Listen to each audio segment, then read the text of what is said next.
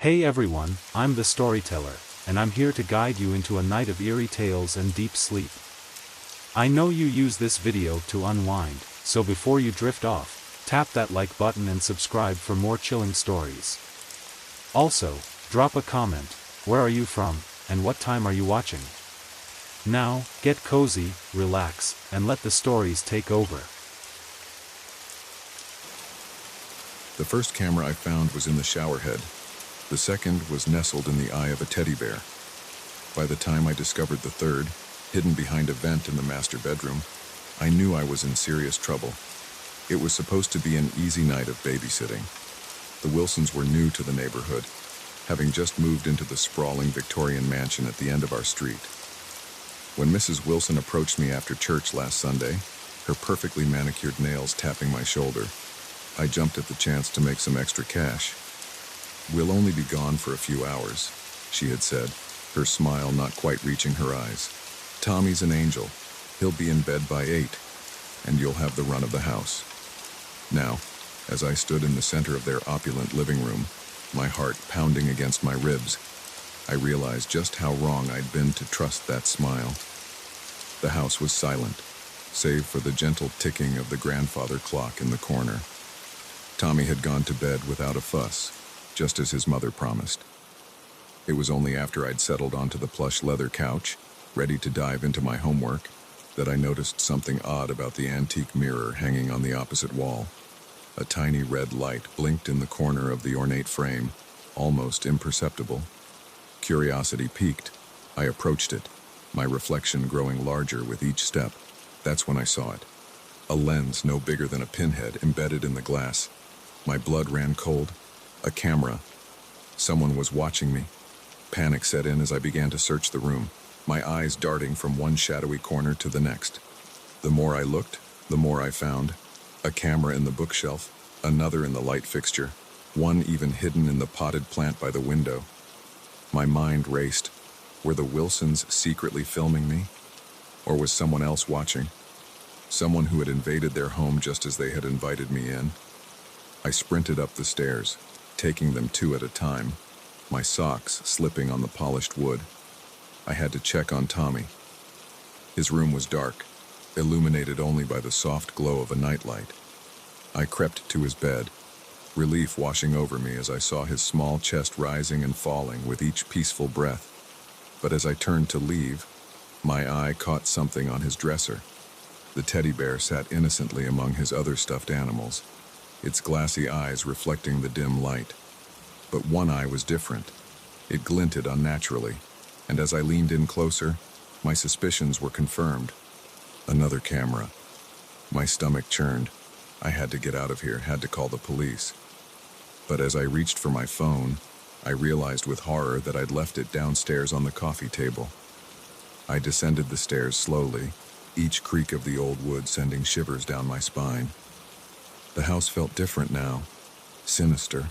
Every shadow seemed to hide another lens, another eye watching my every move. As I entered the living room, my gaze immediately fell on my phone. It wasn't where I'd left it. Instead, it sat in the center of the coffee table, screen up, as if someone had placed it there deliberately. I snatched it up, my trembling fingers fumbling with the passcode. No signal. Of course. The Wilsons' house was notorious for its poor reception. I'd have to use their landline. I made my way to the kitchen, where I'd seen a phone mounted on the wall earlier. But as I rounded the corner, I stopped dead in my tracks. The phone was gone, leaving behind only an empty bracket and a few frayed wires. My heart hammered in my chest. This wasn't just surveillance anymore. Someone was in the house with me, moving things, cutting off my means of communication. I was trapped. I ran to the front door, yanking on the handle. Locked. I hadn't locked it earlier. I was sure of it. Panic clawed at my throat as I tried the windows, each one secured tightly. A noise from upstairs made me freeze. Footsteps, slow and deliberate, creaking across the floorboards. They were coming from Tommy's room. I had to get to him. Camera or no camera, I couldn't leave that little boy alone with whoever was up there. I grabbed a heavy candlestick from the mantel, its weight reassuring in my grip, and began to climb the stairs, Each step felt like an eternity, the old wood groaning beneath my feet. The footsteps above had stopped, but I could hear something else now. A low murmur, like someone talking softly. I reached the landing, pressing myself against the wall. Tommy's door was ajar, a sliver of light spilling into the hallway. I inched closer, straining to hear. "That's right, Tommy. You're doing so well, just like we practiced." The voice was unfamiliar, deep and soothing. My blood turned to ice. What were they doing to him? I peered through the crack in the door, and the scene before me made my heart stop. Tommy sat cross-legged on his bed, eyes wide and unfocused. In front of him stood a man I'd never seen before, tall and lean, dressed all in black. But it was the object in his hands that made my breath catch in my throat. A tablet. On its screen, I could see multiple video feeds, the living room, the kitchen, the hallway where I now stood. He was watching everything. I must have made a sound, a gasp, or a whimper, because the man's head snapped towards the door. Our eyes met through the narrow opening, and for a moment, time stood still. Then he smiled. It was a terrible thing, that smile, full of malice and triumph. "Ah," he said, his voice dripping with false warmth. "Our guest of honor has arrived. Won't you join us?" I didn't think. I ran, down the stairs, through the living room, my feet barely touching the ground. I could hear him behind me, his footsteps thundering, gaining on me with every second. The back door. It was my last hope. I skidded into the kitchen, my socks sliding on the tile, and lunged for the handle. It turned. Thank God. It turned. I burst into the backyard, the cool night air hitting my face like a slap. The grass was wet with dew, soaking through my socks as I sprinted across the lawn. The high fence loomed before me, a dark silhouette against the starry sky. I reached it, my fingers scrabbling at the rough wood as I tried to pull myself up. Behind me, I heard the back door slam open. He was out of the house. "You can't run forever," he called, his voice calm and confident. "This is my game, and I know every move." I hauled myself over the fence, landing hard on the other side. I was in the neighbor's yard now, but I didn't stop. I couldn't. I ran through unfamiliar gardens, vaulting over low fences and ducking under clotheslines. My lungs burned, my legs ached, but I pushed on. I had to get help, had to save Tommy. The streets of the neighborhood blurred past me as I ran, houses dark and silent. Why wasn't anyone awake? Why weren't there any cars? It wasn't until I reached the end of the street that I realized something was terribly wrong. The road simply ended. Beyond it was nothing but an empty blackness, as if the world itself had been cut off. I turned, desperate, looking for another way out. But everywhere I looked, I saw the same thing. Darkness encroaching, swallowing up the edges of the neighborhood. And in the distance, growing louder with each passing second, I heard his footsteps. "You see now, don't you?" His voice seemed to come from everywhere at once. There's no escape. There never was. I sank to my knees, the damp grass soaking through my jeans. As the darkness closed in around me, I saw him emerge from between two houses, that terrible smile still plastered on his face. "Don't worry," he said, kneeling down beside me. "You're going to be a star." The last thing I saw before the darkness took me was the blinking red light of a camera, recording every moment of my defeat. I jolted awake with a gasp, my heart racing. The familiar surroundings of my bedroom slowly came into focus. It had been a dream, just a terrible, vivid dream. I reached for my phone on the nightstand, desperate to ground myself in reality. As the screen lit up, a notification caught my eye. A new email, sent just moments ago. With trembling fingers, I opened it. There was no message, just an attachment, a video file. As I hit play, my blood ran cold. There I was, running through an endless neighborhood, terror etched on my face. And behind me, always behind me, was him. The camera blinked, its red light a silent witness to my newfound nightmare.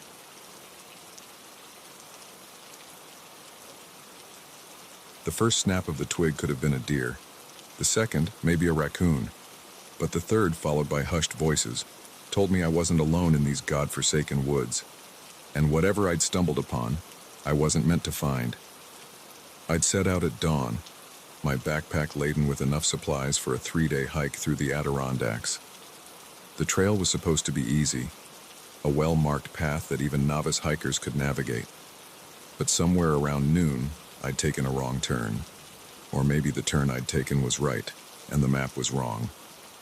Either way, I found myself in a part of the forest that felt older, wilder than where I'd started. The trees here grew closer together, their branches intertwining overhead to create a canopy so thick that only slivers of sunlight managed to penetrate. The air was heavy with the scent of damp earth and decaying leaves. As the hours wore on and the light began to fade, I realized I was well and truly lost. I should have stopped then, should have made camp and waited for daylight.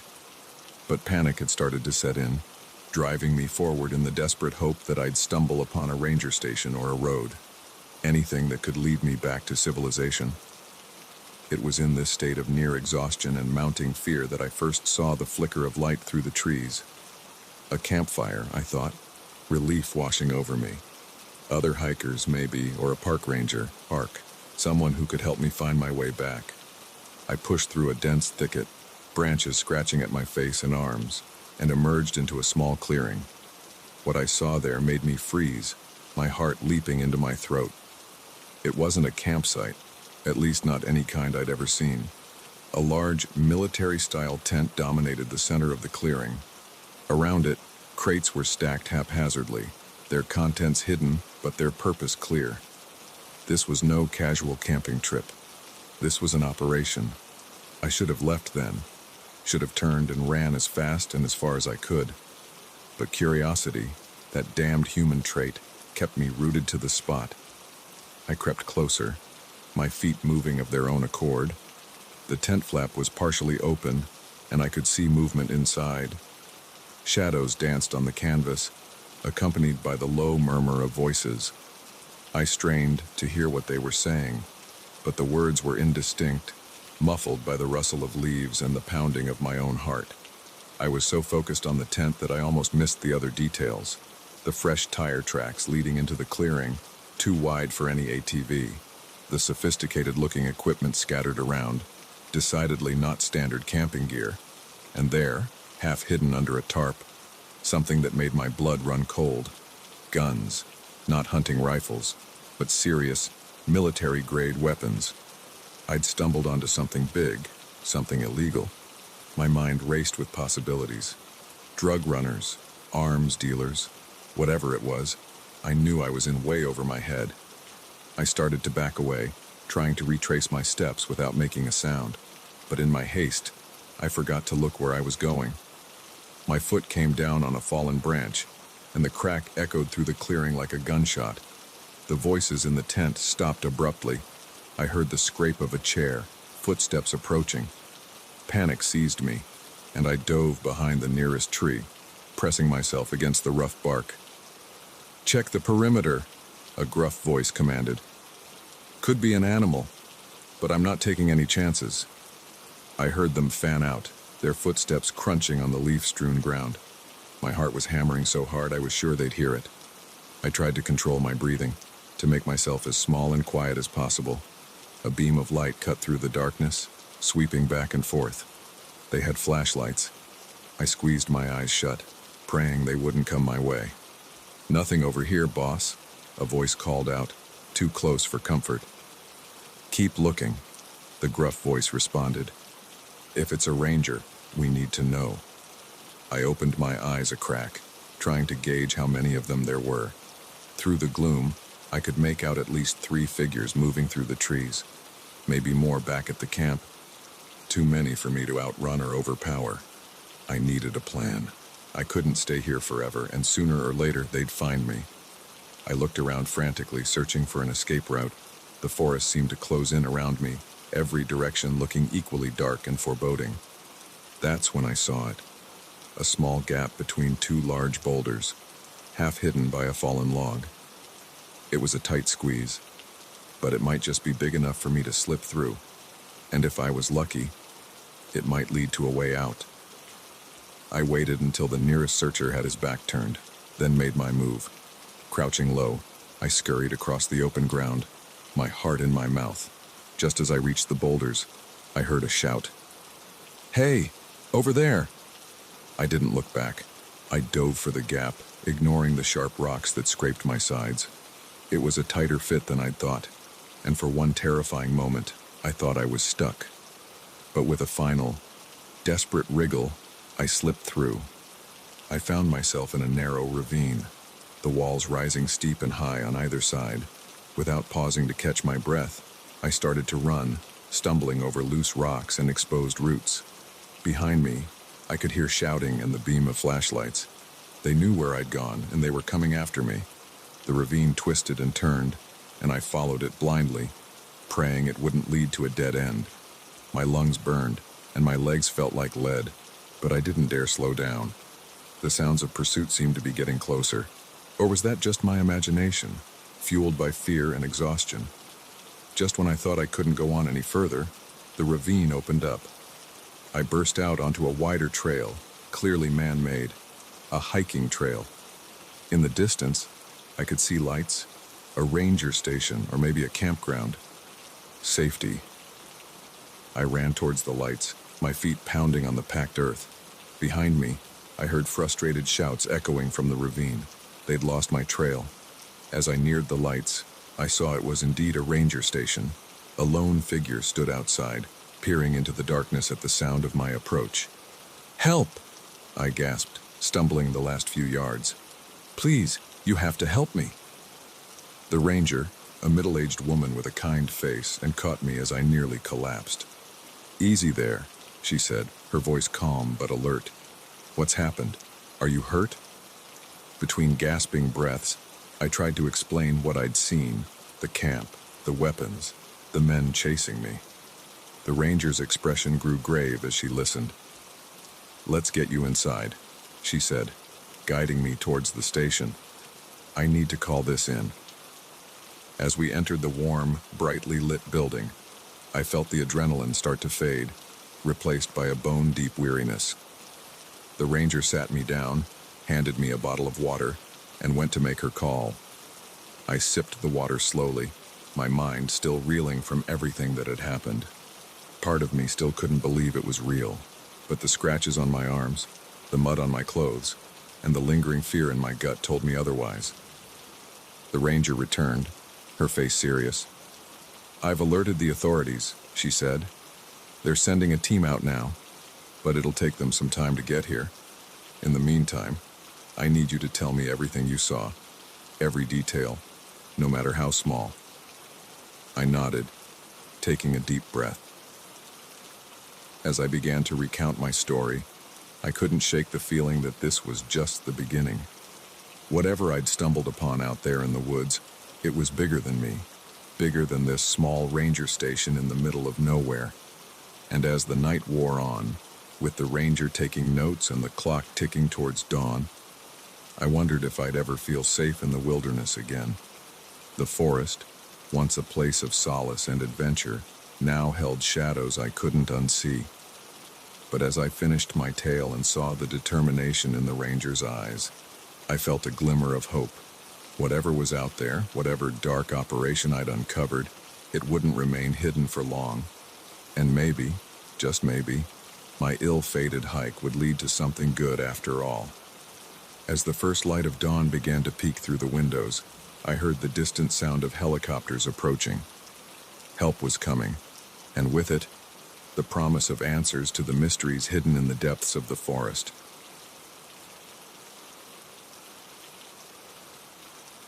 The lock clicked shut with a finality that made my skin crawl. I yanked at the door handle, once, twice, 3 times, but it wouldn't budge. The realization hit me like a punch to the gut. We were trapped, and whoever had locked us in was still out there. It was supposed to be a quick overnight stay, just a place to rest our heads before continuing our cross-country road trip.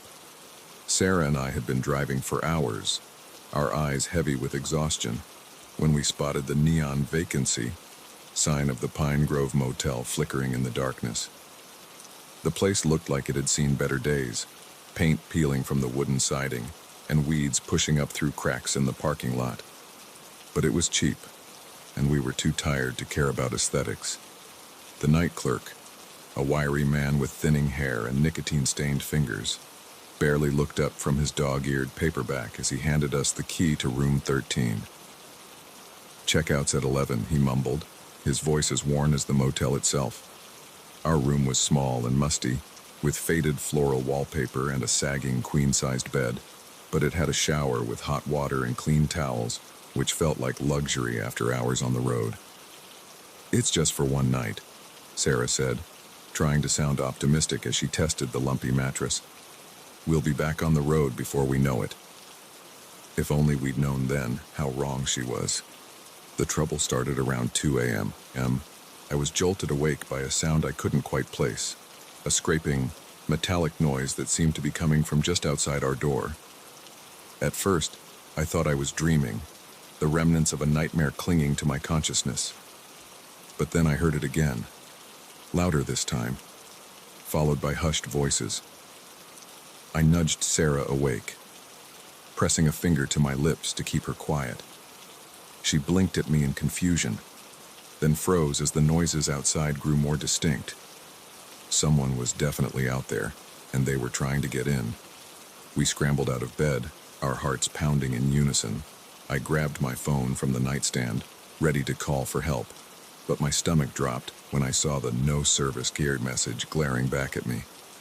"Try the landline," Sarah whispered, her voice trembling. I picked up the ancient-looking phone on the bedside table and put it to my ear. Nothing, not even a dial tone. We were cut off. The scraping at the door intensified, punctuated by muffled curses. Whoever was out there was getting frustrated. I looked around frantically for something, anything we could use as a weapon. The lamp was too unwieldy, the TV bolted to the wall. My eyes landed on the shower curtain rod. It wasn't much, but it was better than nothing. I had just managed to wrench it free when we heard a new sound, the unmistakable click of a key in the lock. Our eyes met in the dim light, a silent understanding passing between us. This was it. We had to be ready. The door swung open, and two figures stepped into the room. In the darkness, I could make out the glint of something metallic in one of their hands, a crowbar, or maybe a tire iron. Without thinking, I swung the curtain rod as hard as I could. There was a satisfying thunk as it connected with something solid, followed by a grunt of pain. Sarah screamed, more out of surprise than fear, I think, and lunged for the open door. I was right behind her, my bare feet slapping against the cold concrete of the walkway as we ran. The night air was crisp and biting, a stark contrast to the stuffy warmth of our room. We sprinted across the parking lot, the gravel digging into our soles, heading for our car. Safety was just a few yards away, but as we reached the vehicle, my heart sank. The tires were flat, all four of them slashed open. We were going nowhere. "The office?" Sarah gasped, already turning towards the flickering neon sign at the far end of the lot. "Maybe the clerk can help." We ran, the sound of pursuit growing louder behind us. I chanced to glance over my shoulder and saw three men now, their faces hidden in shadow but their intent clear in the purposeful way they moved. We burst into the office, the bell over the door jingling cheerfully, incongruous with our panic. The night clerk looked up, startled, his paperback falling to the floor. "Hey, please," I panted. "You have to help us. There are men chasing us. They broke into our room." But as I spoke, I saw the clerk's expression change, not to one of concern or alarm, but to something else, something that made my blood run cold. A slow, knowing smile spread across his face. Now, he said, his voice no longer bored but sharp with anticipation. "What seems to be the problem here?" The door behind us opened, the cheerful bell now sounding like a death knell. I turned to see our pursuers filing in, blocking our exit. In the harsh fluorescent light of the office, I could finally see their faces clearly. One of them, the largest, sported a fresh bruise on his temple where I'd struck him with the curtain rod. "Looks like we've got some runners, boys," the clerk said, coming out from behind the counter. He was holding something in his hand, a syringe filled with clear liquid. "You know how I hate it when they run." Sarah gripped my arm, her nails digging into my skin. "What do you want from us?" she demanded, her voice stronger than I would have thought possible given the circumstances. The clerk chuckled, a sound devoid of any real humor. "Want? Oh, sweetheart, it's not about what we want. It's about what others are willing to pay for. And let me tell you, pretty young things like you two. You'll fetch a very nice price indeed." The reality of our situation hit me like a freight train. This wasn't just a robbery. This was something far worse. We were merchandise to these men, nothing more than product to be sold to the highest bidder. I felt Sarah tense beside me, and I knew without looking what she was about to do. In that moment, we were perfectly in sync, our thoughts aligned by sheer desperation. We moved as one, charging towards the nearest man. The element of surprise was on our side, and we managed to knock him off balance. Sarah's elbow connected with his solar plexus, driving the air from his lungs, while I aimed a kick at his knee. There was a sickening pop, and he went down with a howl of pain. We were through the door before the others could react, the cool night air hitting us like a slap to the face. But where could we go? Our car was useless, and we were in the middle of nowhere. "The woods," Sarah gasped, already veering towards the tree line that bordered the motel property. "We can lose them in there." I didn't argue, just followed her lead as we plunged into the darkness of the forest. Behind us, I could hear shouts and the beam of flashlights cutting through the night. They were coming after us, and they knew these woods far better than we did. We ran blindly, branches whipping at our faces and underbrush tearing at our legs. Every sound, the snap of a twig, the rustle of leaves, sent a fresh surge of adrenaline through my system. Were they gaining on us? How long could we keep this up? Just when I thought my lungs would burst, Sarah pulled me to a stop. "Listen," she whispered, her breath coming in ragged gasps. At first, all I could hear was the pounding of my own heart. But then I heard it, the distant rumble of traffic, a highway, civilization, hope. We pushed on, our pace slowing to a jog as exhaustion began to take its toll. The sounds of pursuit had faded, but we couldn't be sure if that meant we'd lost them or if they were just being more cautious in their search. Finally, after what felt like hours but was probably only 20 minutes, we broke through the tree line. There, stretching out before us like a ribbon of salvation, was a 2-lane highway, and in the distance, I could see the headlights of an approaching truck. We waved our arms frantically, probably looking like madmen to the driver, but thankfully, mercifully, the truck began to slow.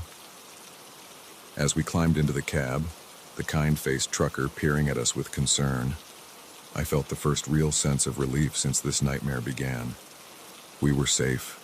We had escaped. But as the truck pulled away, carrying us towards the nearest town and the promise of help, I couldn't shake the memory of the clerk's words. How many others had fallen victim to their scheme? How long had they been operating, turning their remote motel into a hunting ground for unsuspecting travelers? I looked at Sarah, saw the same resolve in her eyes that I felt in my heart. This wasn't over. We had escaped, yes, but now we had a responsibility. To report what had happened, to make sure those men were stopped. Our road trip had taken an unexpected detour, but as the first light of dawn began to paint the sky, I realized our journey was far from over.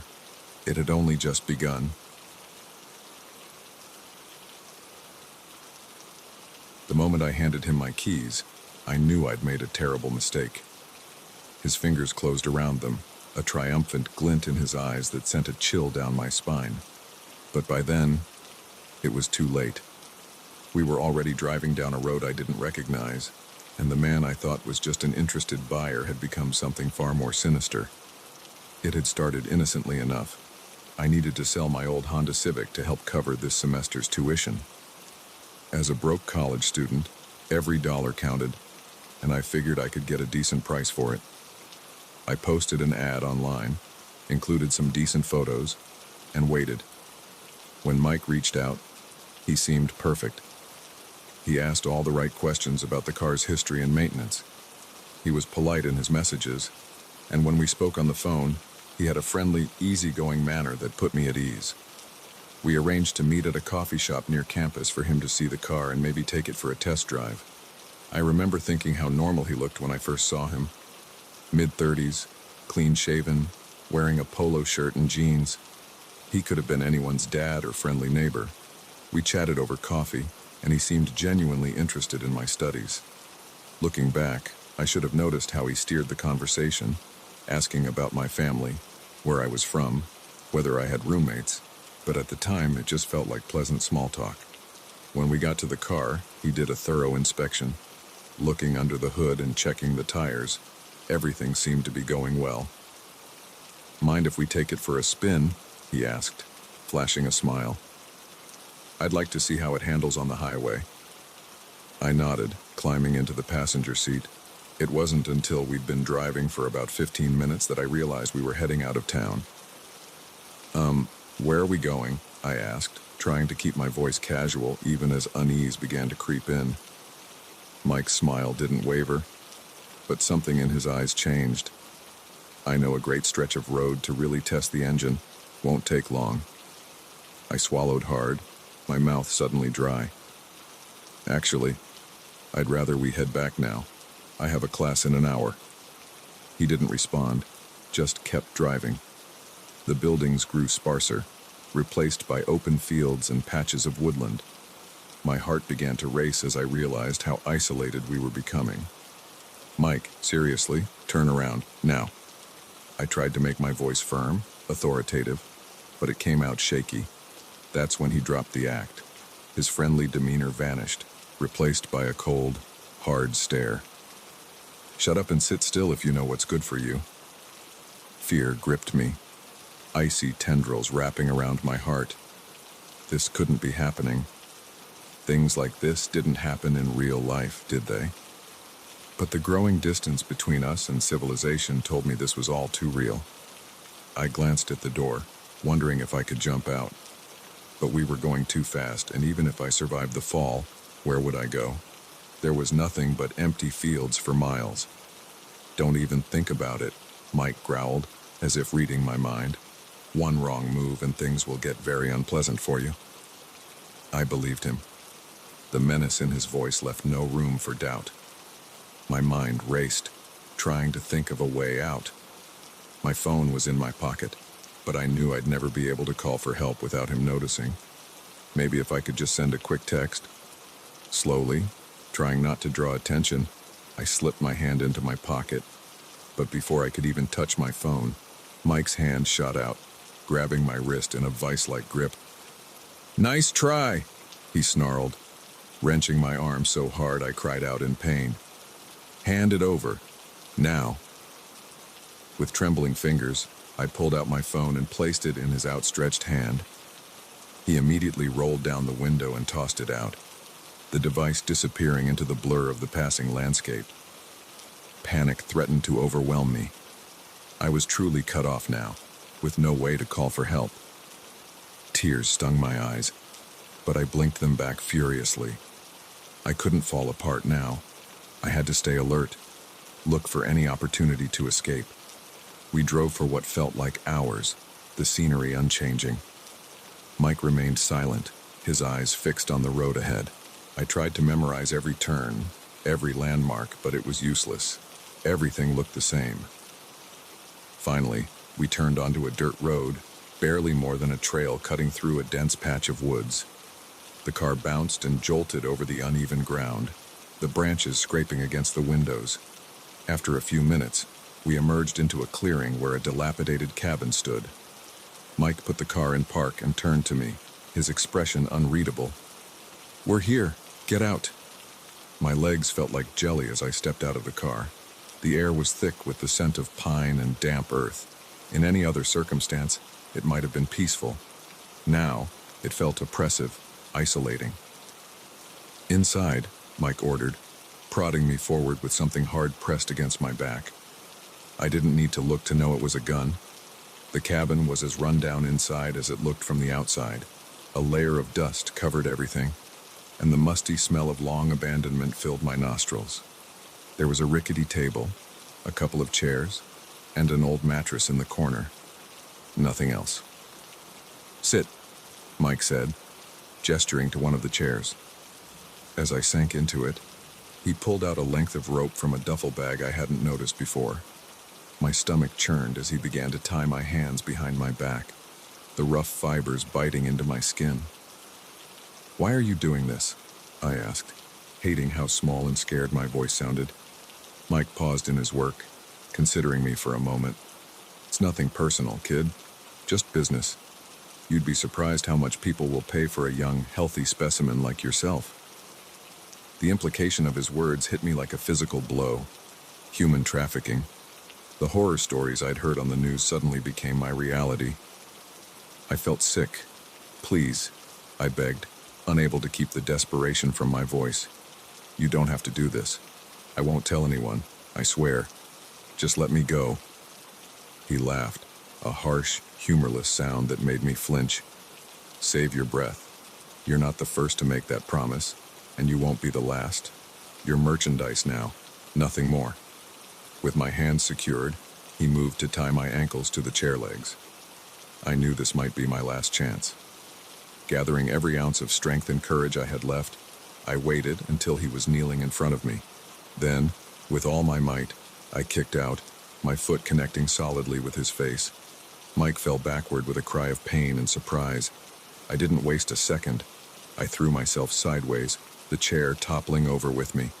The impact sent shockwaves of pain through my shoulder, but I ignored it, focusing on wriggling my hands free. I heard Mike cursing, scrambling to his feet. The ropes were looser than I'd thought. He must have been overconfident, not expecting me to fight back. With a final, desperate tug, my hands came free. I untangled myself from the fallen chair just as Mike lunged for me. I rolled away, narrowly avoiding his grasp. My eyes darted around the cabin, looking for a weapon, an escape route, anything. There, the window. It was small, but so was I.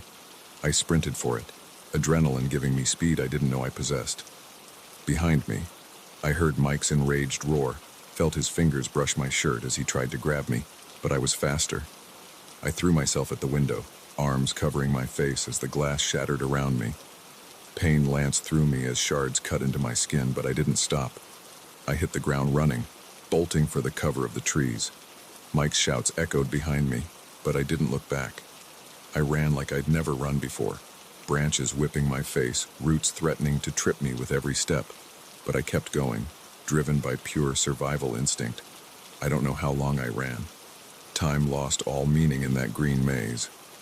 But eventually, the shouts faded, replaced by the normal sounds of the forest.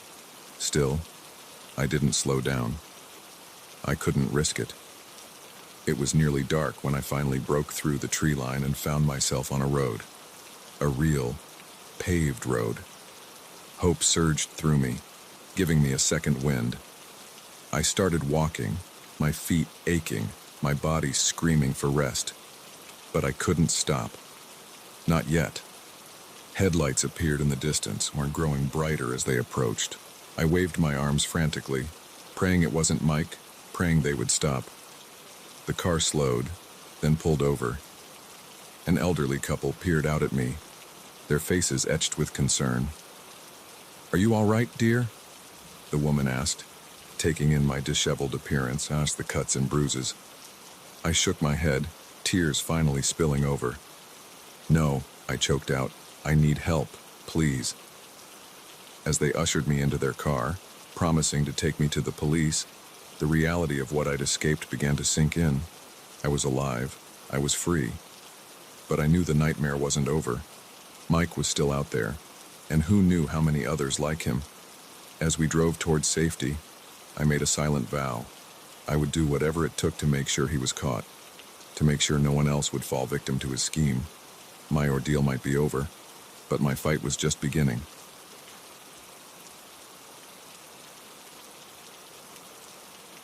The first drop of blood on the kitchen floor should have been my cue to run.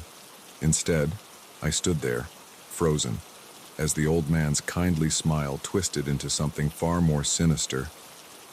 In that moment, I realized I hadn't found shelter from the storm. I'd walked straight into the lion's den.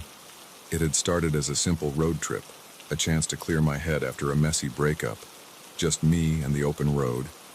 I'd been driving for hours, the rain pelting my windshield with increasing fury, when my old Chevy started making a noise that sent chills down my spine. A rattling, sputtering sound that spelled trouble. I was in the middle of nowhere, miles from the last town I'd passed through, when the car finally gave up the ghost. It shuddered once, twice, and then died completely, leaving me stranded on a lonely stretch of country road. I sat there for a moment, listening to the rain drum on the roof, weighing my options. My cell phone showed no signal, of course, and I hadn't seen another car for at least an hour. With a sigh, I pulled on my raincoat and stepped out into the downpour. That's when I saw it, a faint light in the distance, barely visible through the sheets of rain. A farmhouse, set back from the road. My salvation. I slogged through the mud, my shoes squelching with every step. As I got closer, I could make out more details. The house was old, its white paint peeling in places, but it looked well maintained. Flower pots lined the porch, and warm light spilled from the windows. I hesitated at the bottom of the porch steps. It was late, past 11 p.m. according to my watch. Would they even be awake? But desperation won out over politeness, and I climbed the steps, raising my hand to knock. Before my knuckles could touch the wood, the door swung open. An elderly man stood there, his face creased with smile lines, his eyes twinkling with warmth. "Well, hello there," he said, his voice as warm as his smile. "Looks like you got caught in quite a storm. Come in, come in." Relief washed over me as I stepped inside, out of the rain. The house was cozy, filled with the kind of knickknacks and worn furniture that spoke of a long, well-lived life. "I'm so sorry to bother you," I began, but he waved off my apologies. "Nonsense. We can't have you standing out there in this weather. I'm Frank, and that's my wife, Martha," he said, gesturing to an equally elderly woman who had appeared in the doorway to what I assumed was the kitchen. "I'm Alex," I replied, still dripping on their welcome mat.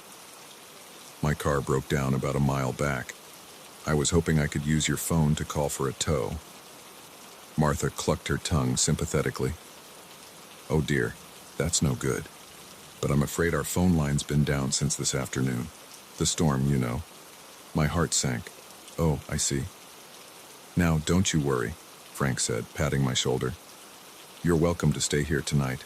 The storm should pass by morning, and we can figure things out then. Martha, why don't you get our guests some dry clothes while I make some tea?" Before I knew it, I was seated at their kitchen table, wrapped in a borrowed robe that smelled faintly of mothballs, my hands curled around a steaming mug of tea. Martha fussed over me, insisting I eat something while Frank regaled me with stories of the farm's history. It was nice, comforting. For the first time since my breakup, I felt cared for. But as the night wore on, little things started to nag at me. The way Martha's smile seemed to falter when she thought I wasn't looking. The fact that Frank's eyes never quite met mine when he spoke. And there was something else. Something I couldn't quite put my finger on. It wasn't until I got up to use the bathroom that I noticed it. A faint, coppery smell underlying the homey scents of baked goods and furniture polish. I tried to shrug it off, but it clung to the back of my throat, making me uneasy.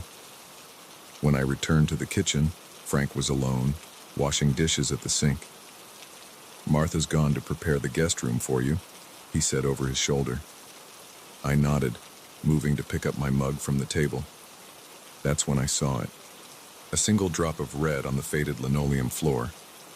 I stared at it, my brain refusing to process what I was seeing. Frank must have sensed my stillness. He turned, his eyes following my gaze to the floor. For a moment, neither of us moved. Then, slowly, he put down the dish he was holding and turned to face me fully.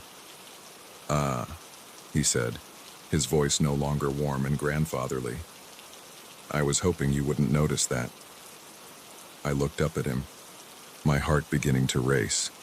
The kindly old man was gone, replaced by someone else. Someone whose eyes were cold and calculating. "What's going on?" I asked, hating how my voice shook. Frank sighed, reaching for something behind him. "It's nothing personal, you understand. It's just, well, Martha and I, we have certain needs, and it's not often we get visitors out here."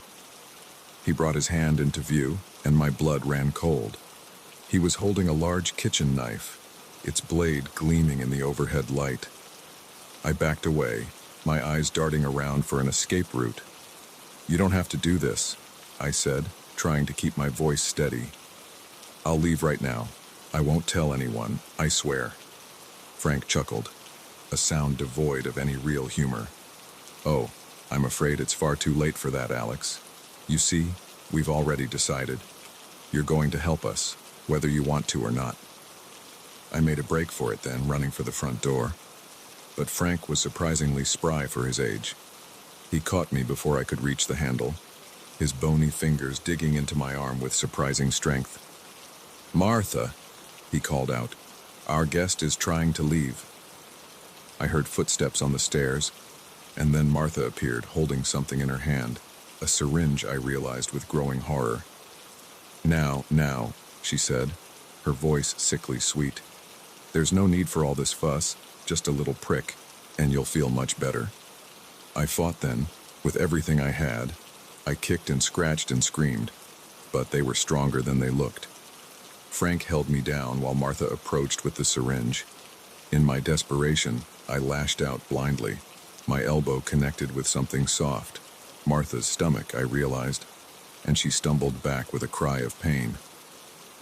The syringe clattered to the floor. Taking advantage of Frank's momentary distraction, I wrenched myself free. I ran for the kitchen, my mind racing. The back door. There had to be a back door. I found it, fumbling with the lock as I heard Frank's angry shouts behind me. The door finally gave way, and I burst out into the rain-soaked night.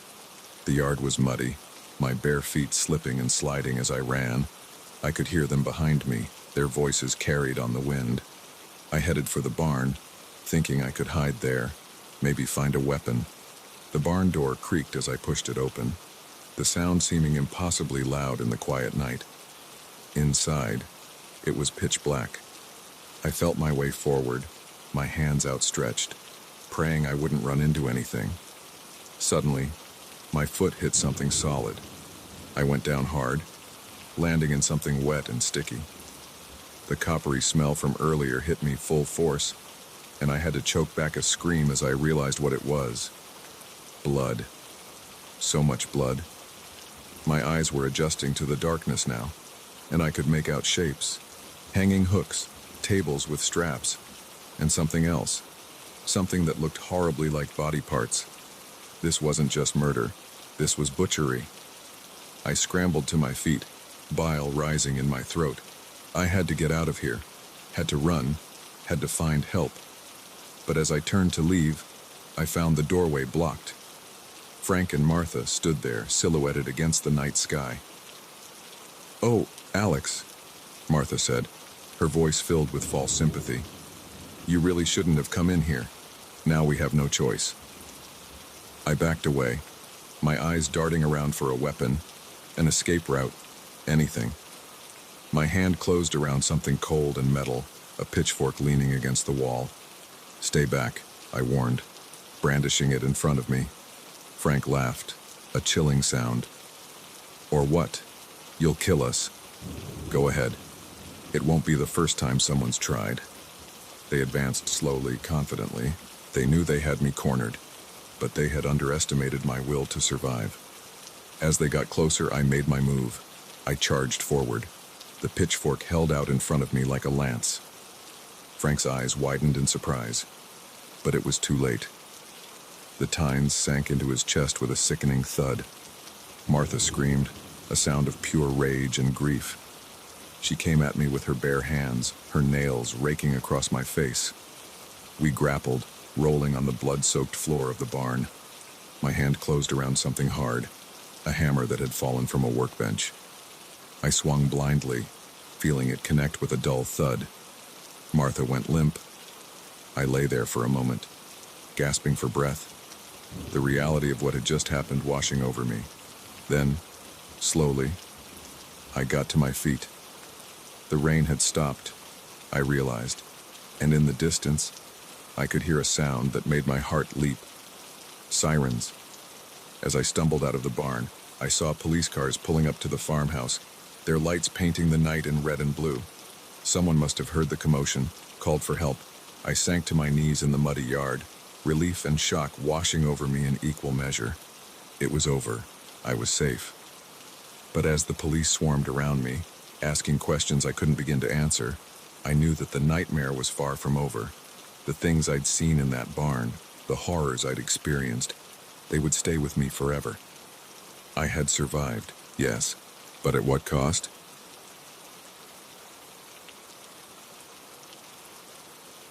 The safe wasn't supposed to be open. That was my first clue that this seemingly cushy house-sitting gig was about to turn into a nightmare. As I stared at the stack of unmarked bills and the suspicious-looking ledger, I heard the unmistakable sound of a key turning in the front door lock. In that moment, I knew I was in way over my head. It had all started innocently enough. I was a broke college student, desperate for some extra cash to cover my textbooks and maybe splurge on something other than ramen noodles for once. When my professor, Dr. Winters, I mentioned he and his wife needed someone to house-sit for a week while they were at a conference, I jumped at the chance. The Winters lived in one of those big, fancy houses in the suburbs, the kind with manicured lawns and three-car garages. It was a far cry from my cramped studio apartment. When I arrived, Mrs. Winters gave me a whirlwind tour, pointing out the plants that needed watering and the elaborate security system I needed to set each night. "Oh, and dear," she'd said, pausing at the door to the study, "this room is strictly off limits. Private papers and all that. I'm sure you understand." I'd nodded, not thinking much of it. Rich people and their secrets, right? The first few days were uneventful. I lounged by the pool, raided their well-stocked fridge, and binge-watched shows on their massive TV. It was like a vacation in paradise. But on the fourth day, curiosity got the better of me. I'd always been a bit nosy. It's what made me want to be a journalist in the first place. The locked study door had been nagging at me, and I couldn't resist taking a peek. I told myself I was just making sure everything was okay in there. Maybe there was a plant I'd forgotten to water. It was a flimsy excuse, but it was enough to convince me to try the door handle. To my surprise, it wasn't locked. The study was immaculate, all dark wood and leather-bound books. It looked like something out of a movie, but what caught my eye was the painting on the far wall. It was slightly askew, and behind it, I could see the edge of a safe. Now, I'm not proud of what I did next, but like I said, curiosity has always been my weakness. I approached the painting, my heart pounding. I told myself I was just going to look, not touch anything. But when I moved the painting aside, I froze. The safe was open, just a crack, but enough for me to see inside. That's when I heard the front door. Panic set in. I quickly closed the safe and straightened the painting, my hands shaking. Footsteps echoed through the house, getting closer. "Hello?" a male voice called out. It wasn't Dr. Winters. I looked around frantically, searching for a place to hide. The closet was too obvious, and I'd never make it out the window in time. In desperation, I dove under the massive oak desk, pulling the chair in close to conceal me. The study door opened, and a pair of expensive-looking shoes came into view. "All clear in here," the man said, presumably into a phone. "Yeah, safe's untouched. Looks like the kid didn't snoop after all." Kid? Were they talking about me? Another set of footsteps entered the room. "Good.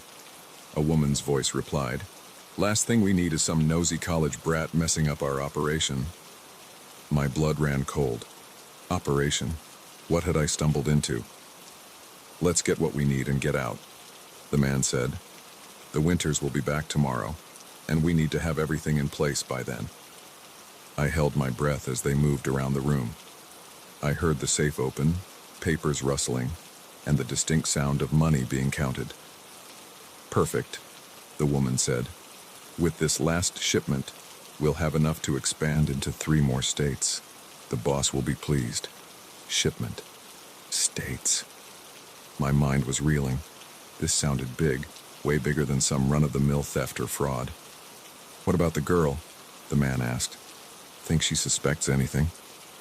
There was a pause. "Doubtful," the woman finally replied. "From what the Winters said, she's just some naive student. Probably spent the whole week by the pool." If only they knew. They continued to talk, mentioning names and places I didn't recognize. I tried to memorize as much as I could, my journalistic instincts kicking in despite my fear. After what felt like hours but was probably only minutes, they finally left the study.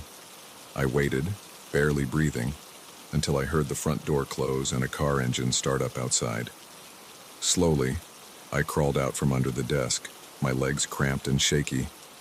My mind was racing. What should I do? Call the police? But what if the Winters were involved? They could be back any minute, and I had no proof of what I'd heard. I needed evidence. With trembling hands, I approached the safe again. It was still slightly open. Inside, I found stacks of cash, the ledger I'd seen earlier, and a USB drive.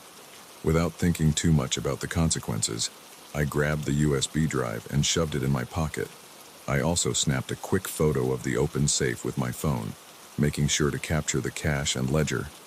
Just as I was closing the safe and straightening the painting, I heard another car pull up outside. Panic gripped me again. I raced out of the study, barely remembering to close the door behind me. I made it to the living room just as the front door opened. Dr. and Mrs. Winters walked in, looking tired but happy. "Oh, Emma," Mrs. Winters exclaimed. "We didn't expect you to still be here. How was everything?" I forced a smile, hoping my face didn't betray the turmoil inside me.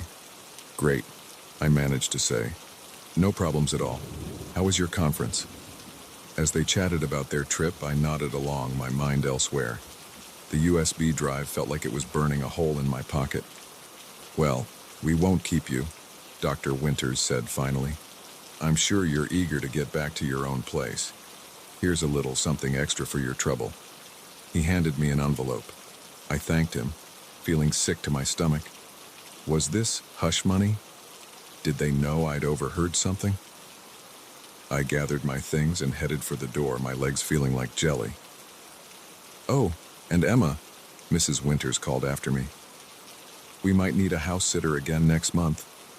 Would you be interested?" I turned, meeting her gaze. Her smile seemed genuine, but there was something in her eyes, a calculating look that I hadn't noticed before. "Sure," I heard myself say. "Just let me know."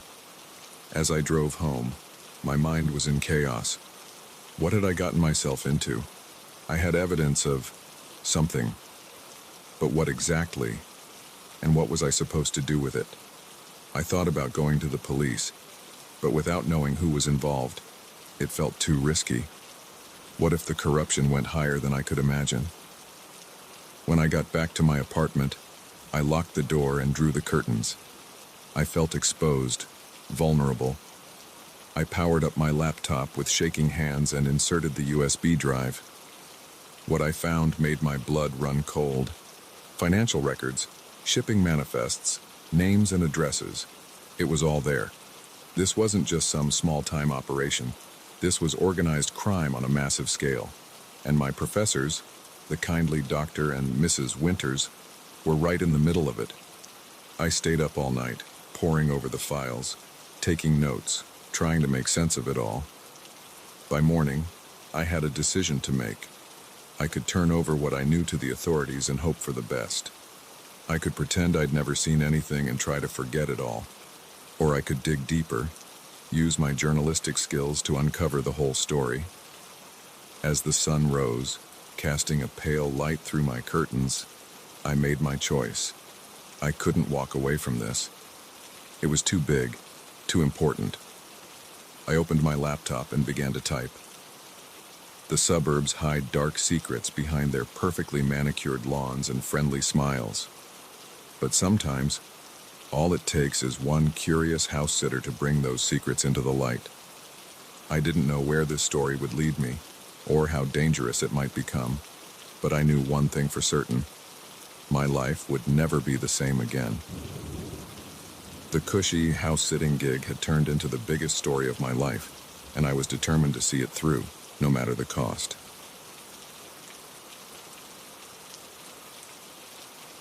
The moment her hand touched my arm, I knew I'd made a terrible mistake.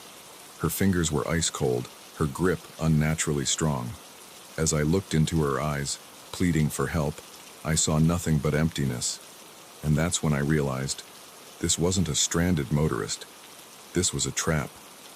I'd been driving for hours, the monotony of the rural highway broken only by the occasional flicker of my headlights, catching a road sign or the eyes of some nocturnal creature. It was past midnight, and I was on my last delivery run of the night. As a driver for a small courier company, these late-night routes were part of the job. Usually, they were uneventful. Boring, even. But not tonight.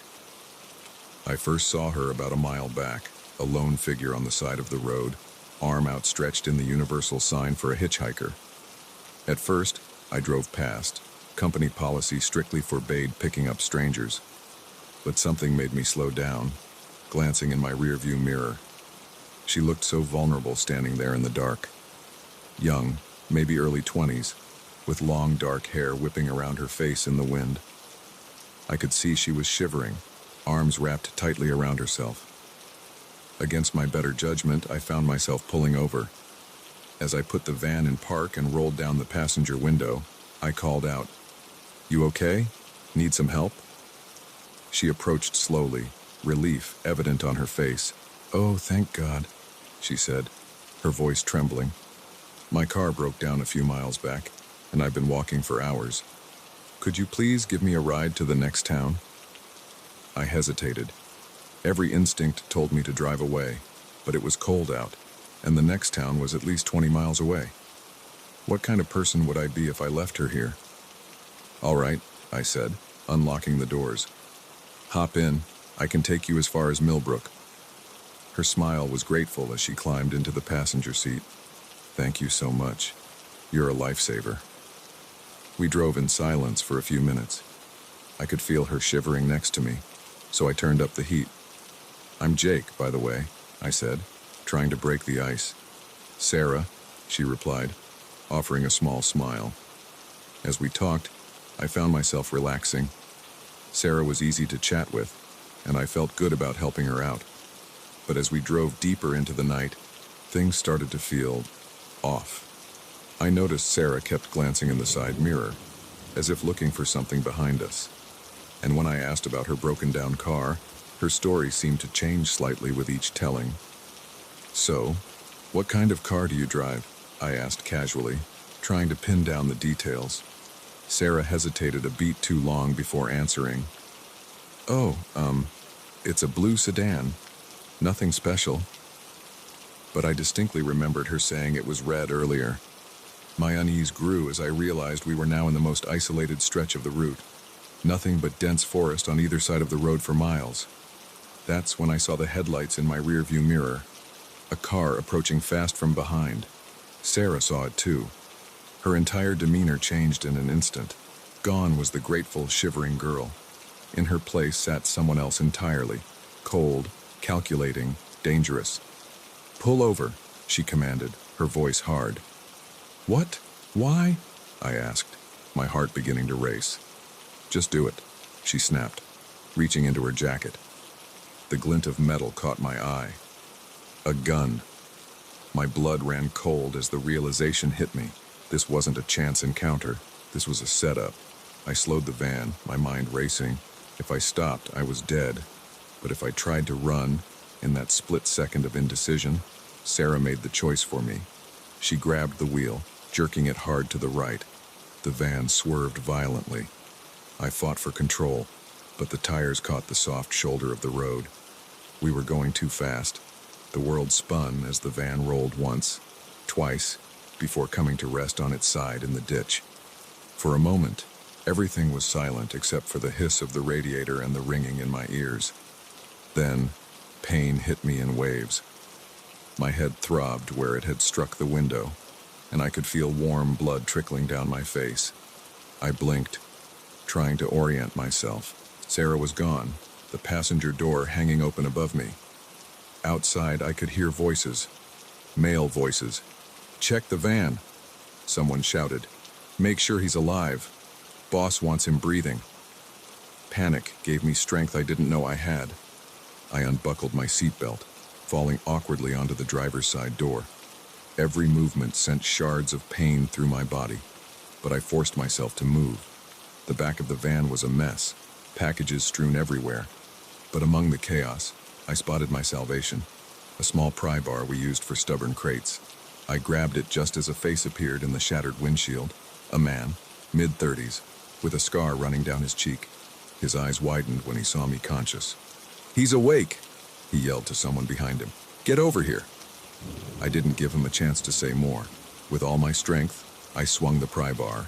It connected with a sickening crunch, and the man fell back with a cry of pain. Using the bar, I managed to force open the driver's side door enough to squeeze through. As I emerged from the wreckage, I got my first clear look at my attackers. There were 4 of them, including Sarah, all armed, all looking at me with a mixture of surprise and anger. "Don't move," one of them growled, raising his gun. But I was already running, fueled by adrenaline and sheer terror. I plunged into the forest, branches whipping my face as I crashed through the underbrush. Behind me, I could hear them shouting, their voices getting fainter as I put distance between us. But I didn't slow down. I couldn't. I ran until my lungs burned and my legs felt like lead. Only then did I allow myself to stop, collapsing behind a fallen tree. I strained my ears, listening for any sign of pursuit. Nothing but the normal sounds of the forest at night. As my breathing slowed, the reality of my situation began to sink in. I was lost in the woods, injured, with no phone and no idea which direction led to safety. And somewhere out there, 4 armed individuals were hunting me. I allowed myself a moment of despair, but only a moment. I couldn't give up. I had to keep moving. Using the stars to orient myself, I began to walk. Every shadow made me jump. Every snapping twig sent my heart racing. But I pressed on. Hours passed. The sky began to lighten, the first rays of dawn breaking through the trees. And then, like a miracle, I heard it. The distant sound of traffic. New energy flooded through me. I quickened my pace, following the sound. Finally, the trees thinned, and I found myself on the edge of a highway. A different highway than the one I'd been on, but a path to salvation nonetheless. I flagged down the first car I saw, probably looking like a madman with my bloodied face and torn clothes. The elderly couple inside seemed terrified, but they stopped. "Please," I gasped. "I need help. Someone's after me." They must have seen the desperation in my eyes because the man nodded, unlocking the doors. "Get in, son. We'll take you to the police." As we drove, I recounted my harrowing night. The couple listened in shocked silence, the woman clutching her husband's arm. At the police station, my story was met with skepticism at first, but as I described Sarah and the others in detail, I saw recognition dawn in the detective's eyes. "We've had reports of a group operating like this along I-80, he said, his expression grim, "targeting lone drivers, especially truckers and delivery personnel. But this is the first time someone's escaped to tell us about it." Over the next few weeks, I worked with the police in giving statements, looking at mugshots. They found my van, but Sarah and her accomplices had vanished. I couldn't go back to my old job. The thought of driving those lonely roads at night filled me with paralyzing fear. But in a way, Sarah and her crew had given me a gift, a story, a warning. I started writing, sharing my experience online. It resonated with people, especially other drivers. Soon I was giving talks, advocating for better safety measures for long-haul drivers and couriers. My brush with death had given me a new purpose, and while I still look over my shoulder more often than I'd like, I know that by speaking out, I might just save someone else from falling into the same trap. Because out there on the dark highways, not everyone who asks for help is a victim. Sometimes, the real danger is in being too willing to trust a stranger.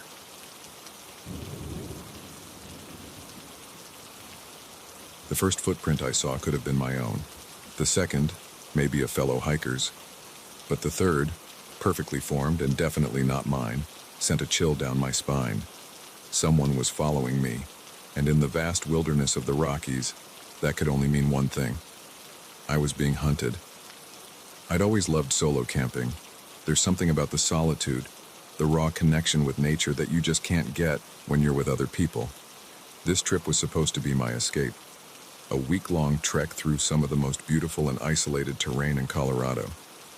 I'd planned meticulously, packing enough supplies to last me 10 days, just in case. A satellite phone was my only concession to safety, and even that I'd promised myself I'd use only in the direst emergency. The first 3 days were everything I'd hoped for. The weather was perfect, crisp mountain air filling my lungs as I hiked through alpine meadows and dense forests. At night, I'd fall asleep to the sound of a nearby stream, the Milky Way stretching overhead in a dazzling display you never see in the city. It was on the fourth morning that things changed. I woke just before dawn, as usual, eager to break camp and get an early start. That's when I saw it, a set of footprints in the soft earth near my tent. At first, I dismissed them. I must have made them last night and forgotten, I told myself. But as I followed their trail with my eyes, my blood ran cold. They circled my entire campsite, coming right up to my tent at one point. Someone had been watching me sleep. I packed up faster than I ever had before, my hands shaking as I stuffed my gear into my backpack. Part of me wanted to use the satellite phone right then to call for help. But what would I say? That I saw some footprints. I had no proof of any real danger, and the rational part of my brain was still trying to come up with logical explanations. So I hiked on, following my planned route but with a new sense of urgency. Every snapping twig, every rustle in the underbrush made me jump. I found myself constantly looking over my shoulder, scanning the trees for any sign of movement. By midday, I was exhausted, more from the constant state of alertness than from the physical exertion. I stopped by a small lake to refill my water bottles and try to calm my nerves. That's when I saw the reflection in the water, a figure standing on the ridge above me, partially hidden by a tree. I whirled around, my heart pounding, but there was nothing there. Had I imagined it? The stress playing tricks on my mind? I didn't stay to find out. I grabbed my pack and started moving again, no longer caring about following my planned route. My only goal now was to put as much distance between me and whoever or whatever was out there. As the day wore on, the evidence became harder to dismiss. A freshly broken branch here, a disturbed patch of moss there. Small signs that someone was paralleling my route, staying just out of sight. By the time I made camp that night, I was a wreck. Every shadow seemed to move, every sound a potential threat. I didn't dare light a fire, instead choking down a cold meal of trail mix and beef jerky. Sleep was out of the question. I sat with my back against a tree, a small folding knife clutched in my hand, straining my eyes against the darkness. Sometime in the early hours of the morning, I heard it. Footsteps, slow and deliberate, moving around my campsite. I held my breath, trying to pinpoint the source of the sound. It seemed to be coming from all around me. Then, a voice, low and gravelly. "I know you're awake. Why don't you come out and say hello?" Terror gripped me. This was real. This was happening. "Who are you?" I managed to stammer out. "What do you want?" A chuckle, cold and mirthless. "What do I want?" Oh, city boy, out here, it's not about want, it's about need. And right now, I need you to start running. I didn't need to be told twice. I bolted, leaving my tent and most of my gear behind. The only things I had were what I'd been clutching all night: my knife, the satellite phone, and a small pack with some water and energy bars. I ran blindly through the forest, branches whipping my face, roots threatening to trip me with every step. Behind me, I could hear him, not running, but moving steadily, confidently. He knew these woods. This was his territory, and I was nothing but prey. As the first light of dawn began to filter through the trees, I allowed myself to slow down, gasping for breath. I couldn't keep running forever. I needed a plan. The satellite phone. I pulled it out with trembling hands, praying for a signal. 1 bar. It would have to do. As I was dialing, a sharp crack split the air. The phone exploded in my hand, pieces of plastic and electronics scattering on the forest floor. The shot had come from behind me, too close for comfort. The voice called out, closer now. That would be cheating. This is between you and me, city boy. I ran again, fueled by a new surge of adrenaline. But I knew I couldn't outrun him forever. I needed to outsmart him. I found a stream and started following it downstream, hoping the water would mask my scent and cover my tracks. As I moved, my mind raced, trying to recall every survival tip I'd ever read or seen on TV. After about a mile, I veered off suddenly, backtracking along the bank before heading off in a new direction. It wasn't much, but I hoped it might buy me some time, make him think I was still following the stream. I found a dense thicket and crawled inside, trying to slow my breathing, to become as silent and still as possible. And I waited. Hours passed. The sun climbed higher in the sky, its warmth a stark contrast to the cold fear that gripped me. I heard him pass by twice, muttering to himself, clearly frustrated at having lost my trail. As dusk approached, I knew I had to move. I couldn't stay hidden forever, and I was no closer to safety than I had been this morning. Slowly, carefully, I emerged from my hiding spot. That's when I saw it. A glint of metal in the fading light. A trap, not 10 feet from where I'd been hiding. If I'd tried to run earlier, I would have stumbled right into it. The realization hit me like a punch to the gut. He wasn't just tracking me. He was herding me, driving me towards his traps. This wasn't a spur-of-the-moment hunt. This was a game he'd played before. With this new understanding came a grim determination. I wasn't going to be his prey any longer. It was time to turn the tables. I started moving again, but with purpose now. I laid false trails, doubled back on myself, used every trick I could think of to confuse my trail. And all the while, I watched for more traps, for signs of his passage. As night fell, I found what I was looking for: his camp. It was well hidden, but in his arrogance, he'd underestimated me. He hadn't expected his prey to become the hunter.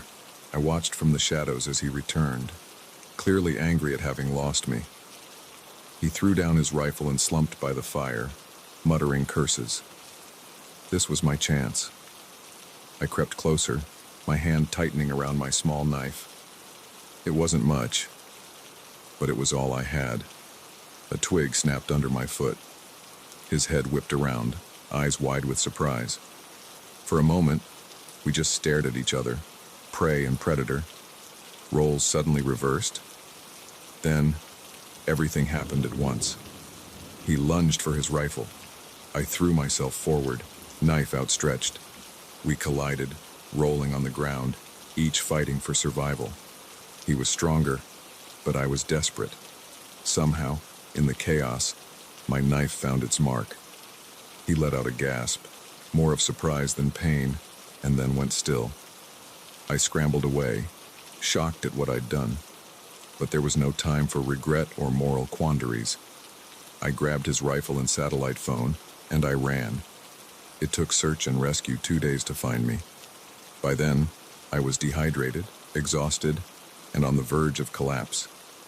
As the helicopter lifted me to safety, I looked down at the vast wilderness below. It no longer seemed beautiful. Now, it just looked like a place to hide bodies. The authorities found his camp, and with it, evidence of other victims. The man who had hunted me was wanted in 3 states for a string of disappearances. In the end, my nightmare had saved lives.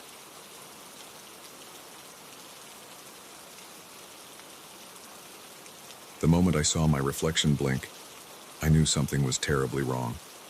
I stood frozen in front of the bathroom mirror, my heart pounding as I tried to convince myself it was just a trick of the light. But deep down, I knew the truth. Someone had been watching me, and they were much closer than I ever could have imagined.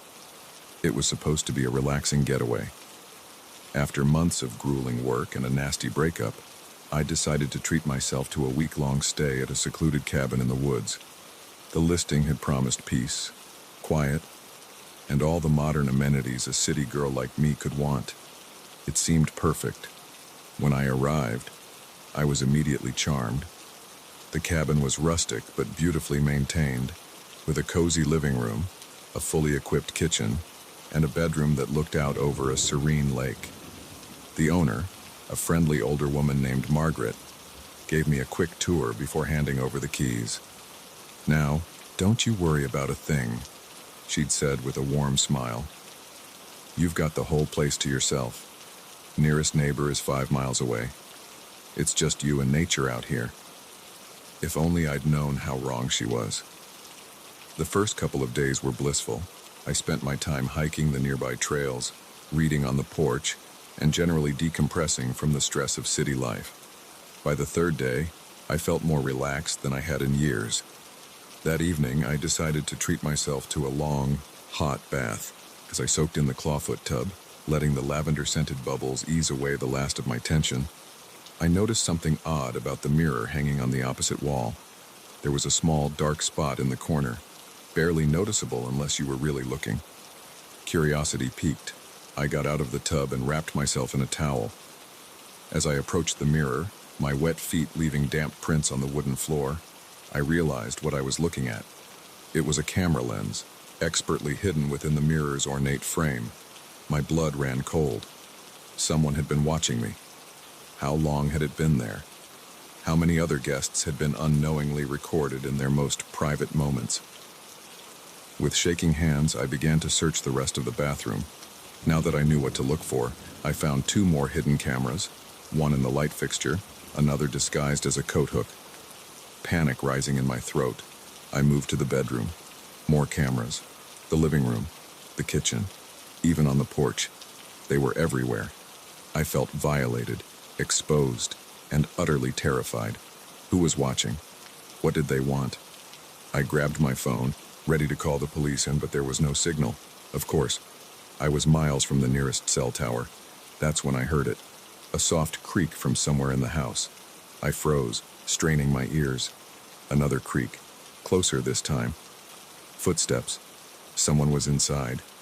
I looked around frantically for a weapon, anything I could use to defend myself. My eyes landed on a heavy brass candlestick on the mantel. I grabbed it, its weight reassuring in my hands. The footsteps were in the hallway now, approaching the living room where I stood. I raised the candlestick, my heart pounding so hard I was sure it could be heard. A figure appeared in the doorway. A man, tall and lean, with a face I recognized instantly. It was Margaret, the owner. Or rather, it was Margaret without her wig and makeup. "Well, well," he said, his voice no longer the warm, motherly tone I remembered. "Looks like my little mouse has figured out the game." I tightened my grip on the candlestick. "Who are you? What do you want?" He chuckled, a sound that sent shivers down my spine. "Who I am doesn't matter. As for what I want, well, let's just say you're not the first guest to provide me with some quality entertainment." The implication of his words made me feel sick. "The cameras, how long have they been here?" "Oh, years now," he said, taking a step closer. I backed away, keeping the coffee table between us. You'd be amazed how much people will pay for the right kind of footage, and you, my dear, have been quite the star performer. I felt a surge of rage cut through my fear. You sick bastard, I'm calling the police. He laughed again, pulling something from his pocket. My cell phone. I'm afraid that won't be possible. You really should be more careful with your belongings. I glanced at the door, wondering if I could make a run for it, but he was blocking the only exit, and I knew he'd be on me in seconds if I tried. Now, he said, his tone becoming businesslike, we have two options here. One, you can try to fight, to run. I promise you, it won't end well.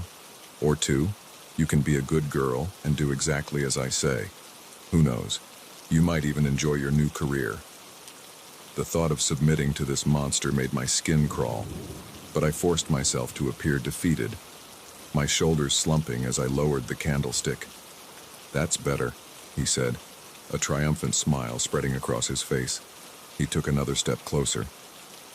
I knew you'd see reason. That's when I made my move. As he reached for me, I swung the candlestick with all my might. It connected with his head with a sickening thud, and he crumpled to the floor. I didn't wait to see if he was out cold. I ran, snatching my phone from where it had fallen. I burst out of the cabin and into the cool night air, my bare feet slapping against the dirt path as I sprinted towards the main road. I could hear him behind me, shouting threats and obscenities, but fear gave me speed I didn't know I possessed. I ran until my lungs burned and my legs felt like jelly. Finally, blessedly, I saw headlights in the distance. I saw a car approaching on the main road. I waved my arms frantically, praying they'd stop. The car slowed, then pulled over. An elderly couple peered out at me, their faces etched with concern. "Please," I gasped. "You have to help me. There's a man. He's after me." They didn't ask questions. The woman opened the back door, and I scrambled in. As we drove away, I saw a figure emerge from the woods in the rearview mirror. Even from a distance, I could feel his rage.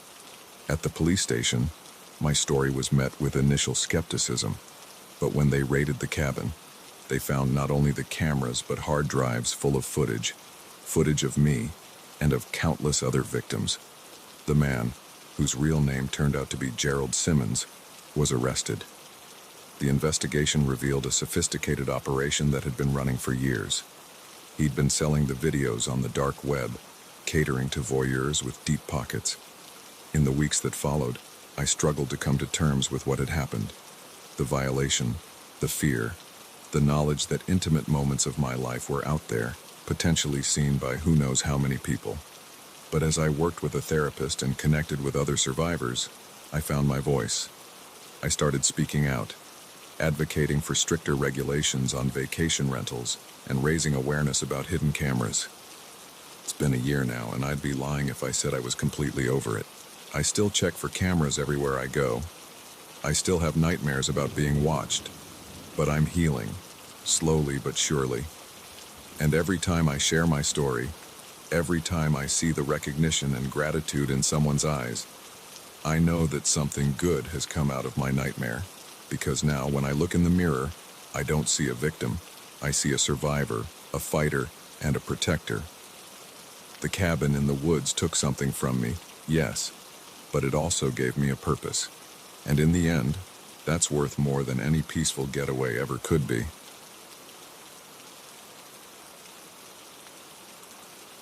The first gunshot shattered the silence of the night, and with it, my illusion of safety. In that instant, I realized that this wasn't just a routine break-in. This was something far more dangerous, and I was trapped in the middle of it. I'd been working as a night security guard at the Millbrook Industrial Complex for just over 3 months. It was an easy gig, or so I thought. The complex was massive, a sprawling maze of warehouses and office buildings on the outskirts of town. But at night, it was a ghost town. My job was simple: make my rounds, check the locks, and keep an eye on the security cameras.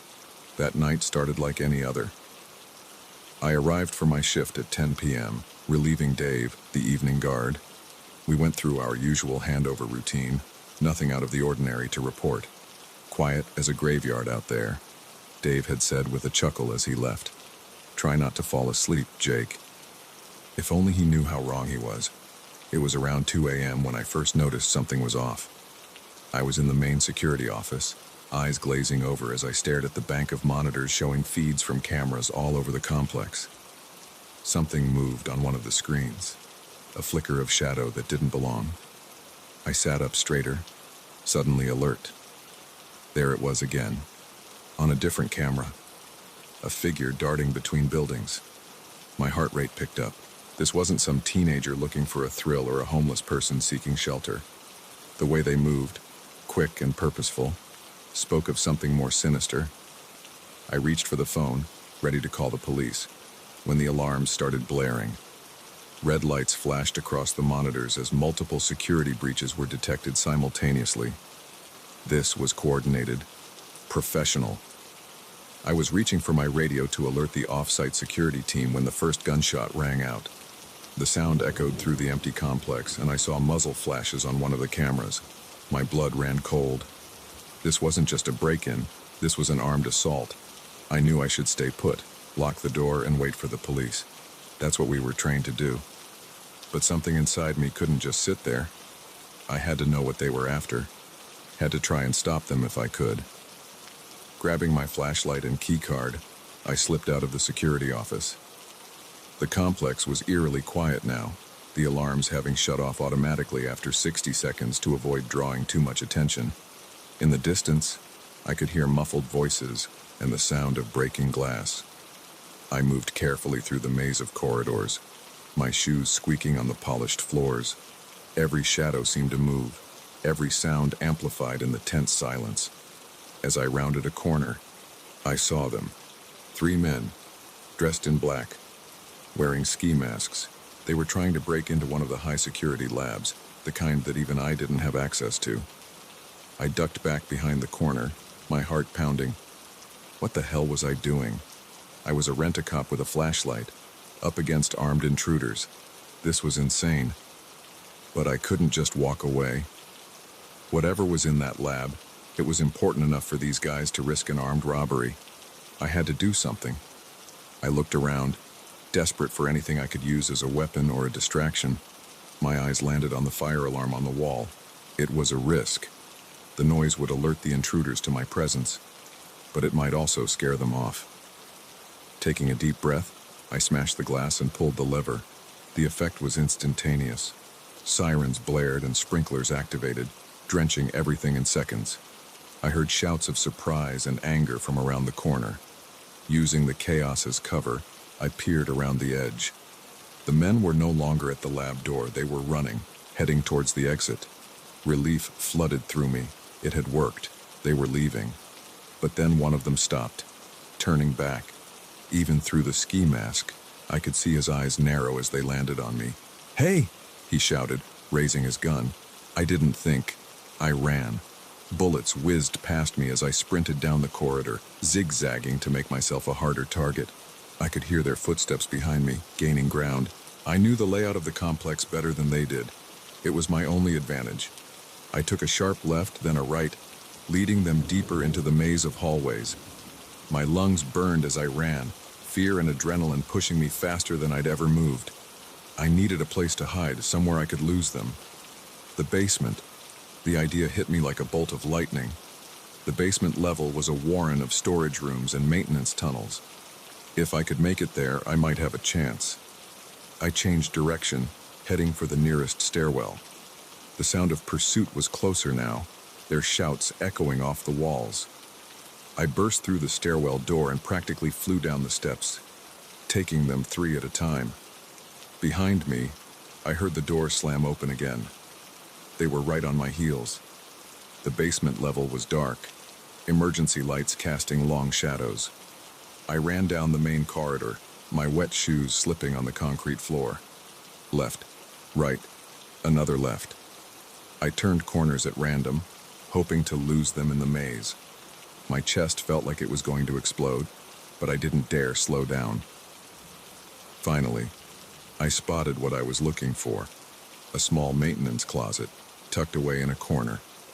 I yanked the door open and squeezed inside, pulling it shut behind me. The closet was tiny, barely big enough for me to stand in. It smelled of cleaning products and damp. I held my breath, straining my ears for any sound of pursuit. Footsteps approached, slowing as they neared my hiding spot. I could hear them breathing heavily just on the other side of the thin door. "Where'd he go?" one of them growled. "Check every door," another replied. "He's got to be here somewhere." I closed my eyes, willing myself to become invisible. My hand tightened around my flashlight, ready to use it as a weapon if necessary. The doorknob rattled. I tensed, preparing for the worst.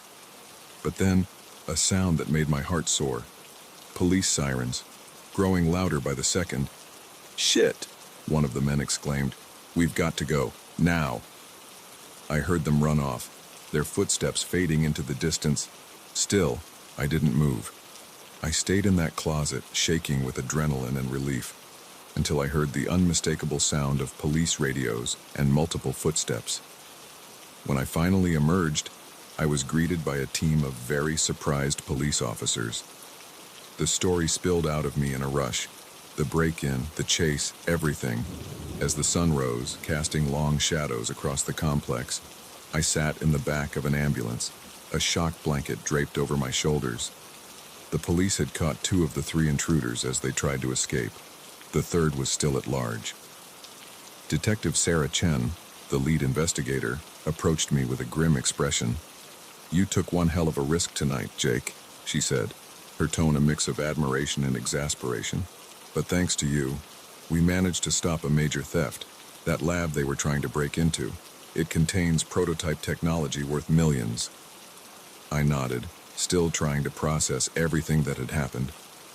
"Who were they?" I asked. Detective Chen sighed. "Professional thieves, working for a rival company. We've been tracking their operation for months, but we never expected them to be this bold." She paused, fixing me with a serious look. "You know, the department could use someone with your quick thinking and bravery. Ever considered a career in law enforcement?" I couldn't help but laugh. 12 hours ago, I was a bored security guard counting the minutes until my shift ended. Now I was being recruited by the police. As I watched the sun rise over the industrial complex, casting a golden glow over the scene of my night-long ordeal, I realized something. Life can change in an instant. One moment, you're going through the motions, and the next, you're running for your life, making split-second decisions that could mean the difference between life and death. I didn't know if I'd take Detective Chen up on her offer, but I did know one thing. I'd never look at my boring security job the same way again, because sometimes the most ordinary nights can turn into the most extraordinary adventures. And sometimes, the person you least expect to be a hero, even yourself, can rise to the occasion when it matters most.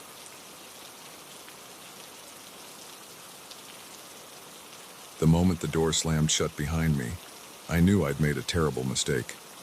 The sound echoed through the empty house, a finality to it that sent chills down my spine. I was trapped, and the family-friendly facade of my clients had just crumbled away, revealing something far more sinister. It was supposed to be a routine showing. As a real estate agent in the upscale neighborhood of Oakwood Hills, I'd done hundreds of these. The Jensen property was a gem, a sprawling 6-bedroom mansion with all the bells and whistles the wealthy clients in this area desired. Pool, home theater, wine cellar, you name it. This place had it. When the Carters contacted me about viewing the property, I was thrilled. They seemed like the perfect buyers, a successful businessman, his elegant wife, and their 2 well-behaved children. They had the means and the motivation to make a quick sale. I remember thinking how lucky I was as I pulled up to the Jensen house that sunny Saturday afternoon. The Carters were already waiting, looking picture-perfect in their country club attire. "Mrs. Reeves," Mr. Carter greeted me with a firm handshake. "Thank you for meeting us on such short notice. Please, call me Sarah," I replied with my best sales smile. "Shall we begin the tour?" As we moved through the house, I pointed out all its features, from the gourmet kitchen to the luxurious master suite. The Carters seemed impressed, asking all the right questions.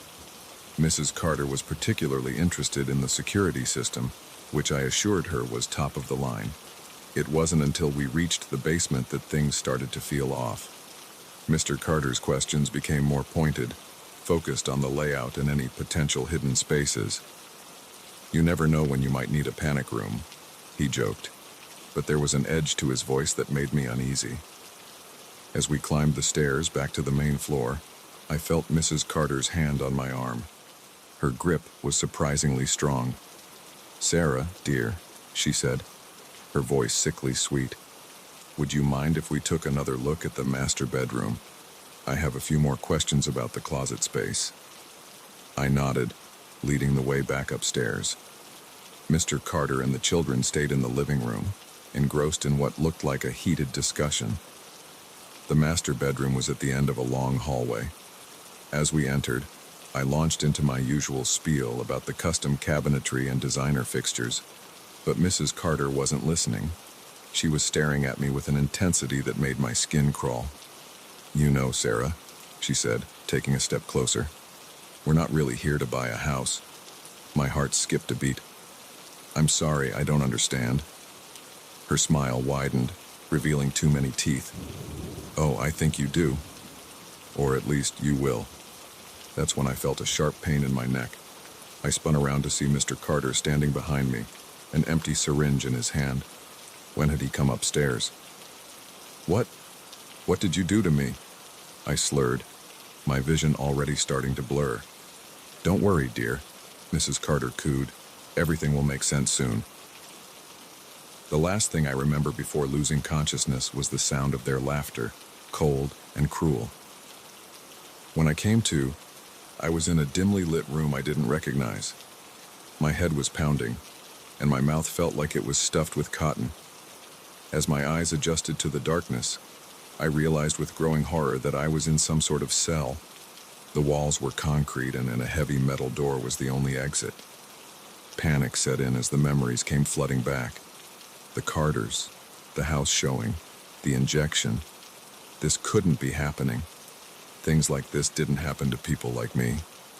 I tried to stand, but my legs were wobbly, and I stumbled. That's when I noticed the chain.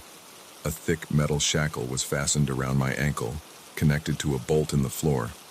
I was well and truly trapped. Hours passed, or maybe it was days. Time lost all meaning in that windowless room. I alternated between frantic attempts to escape and periods of despair where I huddled in the corner, sobbing. Finally, the door opened. Mr. Carter walked in, looking as polished as ever in his expensive suit. "Ah, good. You're awake," he said, as if we were meeting for a business lunch. "I hope you're finding your accommodations adequate." "Why are you doing this?" I croaked, my voice hoarse from screaming. He chuckled. "Why does anyone do anything, Sarah? For profit, of course. You see, there are people out there willing to pay a great deal of money for someone like you. Young, attractive, educated. You'll fetch a high price on the right market." The implication of his words hit me like a physical blow. Human trafficking. The horror stories I'd heard on the news suddenly became my reality. "You won't get away with this," I said, trying to sound braver than I felt. "People will look for me. The police." "The police," he laughed. "My dear, we've been doing this for years. By the time anyone realizes you're missing, you'll be long gone. Just another real estate agent who skipped town with her clients' deposits. It's a surprisingly common occurrence, you know." He turned to leave, pausing at the door. "Try to get some rest. We have a long journey ahead of us tomorrow." As the door slammed shut, I felt something inside me break. This was really happening. I was going to be sold like cattle, shipped off to God knows where, never to be seen again. But as the initial shock wore off, something else took its place. Anger, determination. I refused to be a victim. I had to find a way out. I examined every inch of my cell, looking for weaknesses, The chain was solid, the walls impenetrable, but the door, the hinges looked old, rusty. If I could somehow reach them. I tore a strip of fabric from my blouse and began to braid it, making it as strong as possible. Then, I started working on the bolt in the floor. It was secure, but the concrete around it was crumbling. If I could loosen it just enough. Hours passed as I worked, my fingers bloody and raw. But finally, I felt the bolt give way. I was free of the chain. Using my makeshift rope, I managed to reach the door hinges. They were as weak as I'd hoped.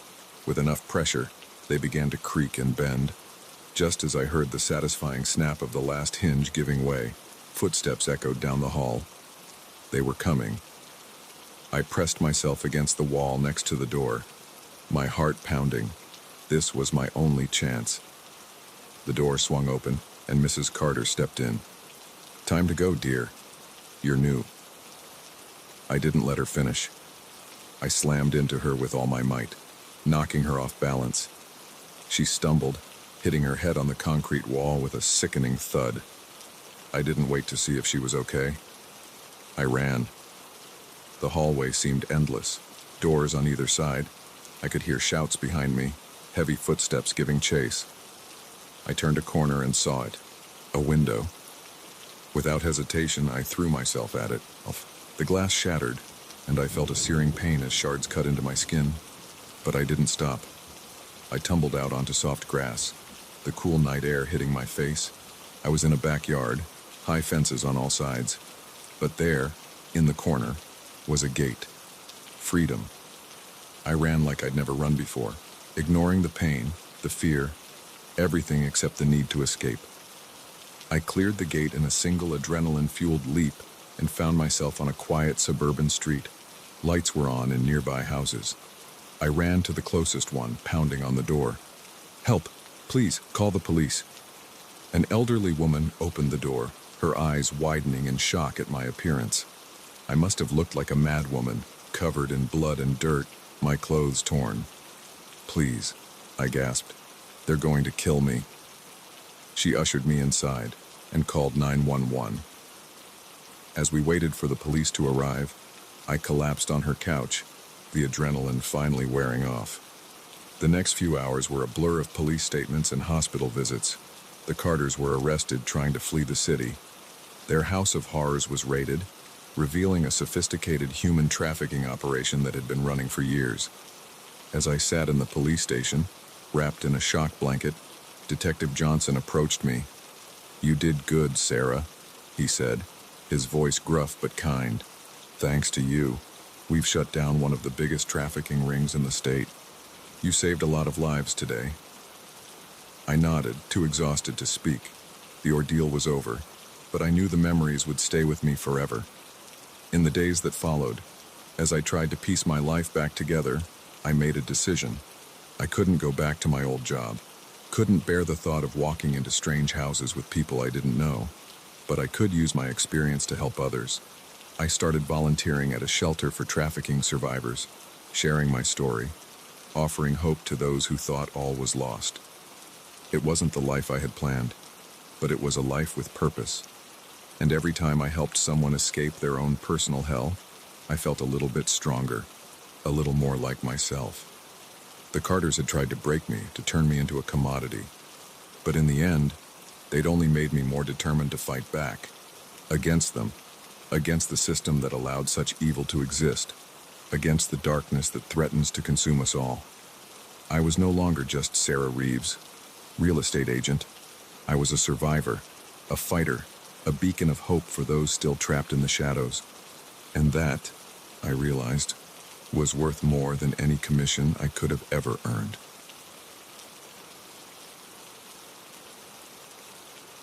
The moment I saw the glint of metal in the driver's hand, I knew I'd made a terrible mistake. This wasn't just a ride. It was a trap, and I had walked right into it. As the car sped down an unfamiliar road, my heart raced, and one thought echoed in my mind. How could I have been so stupid? It had started innocently enough. I was hitchhiking across the country, a journey of self-discovery after graduating college. My backpack was light, my spirits were high, and the open road seemed full of promise. I'd had good luck so far, meeting interesting people and seeing parts of America I'd only dreamed about. That fateful day, I'd been standing on the side of a quiet highway for hours, my thumb out, watching car after car zoom by. The sun was setting, painting the sky in brilliant oranges and pinks, when a blue sedan finally pulled over. The couple inside looked harmless enough. The man, probably in his late 40s, had a friendly smile and crow's feet around his eyes. The woman beside him was younger, with long blonde hair and a gentle face. They introduced themselves as Jack and Linda. "Where you headed, son?" Jack asked, his voice warm and inviting. "West," I replied. "Wherever the road takes me." Linda laughed, a melodic sound. "Well, we're heading to Phoenix. That west enough for you?" I grinned, relief washing over me. "That'd be perfect, thanks." I tossed my backpack in the trunk and climbed into the back seat. As we pulled away, I felt a sense of excitement. This was what hitchhiking was all about, meeting new people, sharing stories, experiencing the kindness of strangers. For the first hour or so, everything seemed great. We chatted easily about my travels, their life in Phoenix, the beauty of the landscape around us. Jack was a salesman, he said, and Linda worked from home as a graphic designer. They had been high school sweethearts, married for 20 years.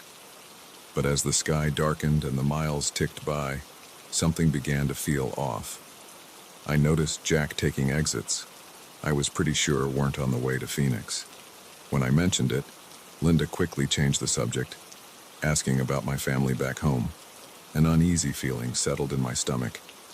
I pulled out my phone, intending to check our location, only to find we had no signal. Of course, we were in the middle of nowhere. "Everything okay back there?" Jack asked, his eyes meeting mine in the rearview mirror. There was something different in them now, a hardness that hadn't been there before.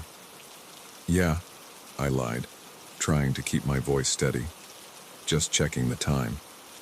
Linda turned in her seat to face me, her smile no longer reaching her eyes. "You must be tired after all that walking. Why don't you get some rest? We'll wake you when we stop for gas." I nodded, pretending to settle in, but sleep was the last thing on my mind. I needed a plan. I needed to get out of this car. That's when I saw it. As Jack reached to adjust the radio, his jacket shifted, revealing the gun holstered at his side. My blood ran cold. This wasn't just a wrong turn or a misunderstanding. These people had intentions, and I was certain they weren't good. I forced myself to stay calm, to think. Jumping out of a moving car would be suicide. I had to wait for them to slow down, to stop. An opportunity would come. It had to. Hours passed, the landscape outside growing more desolate.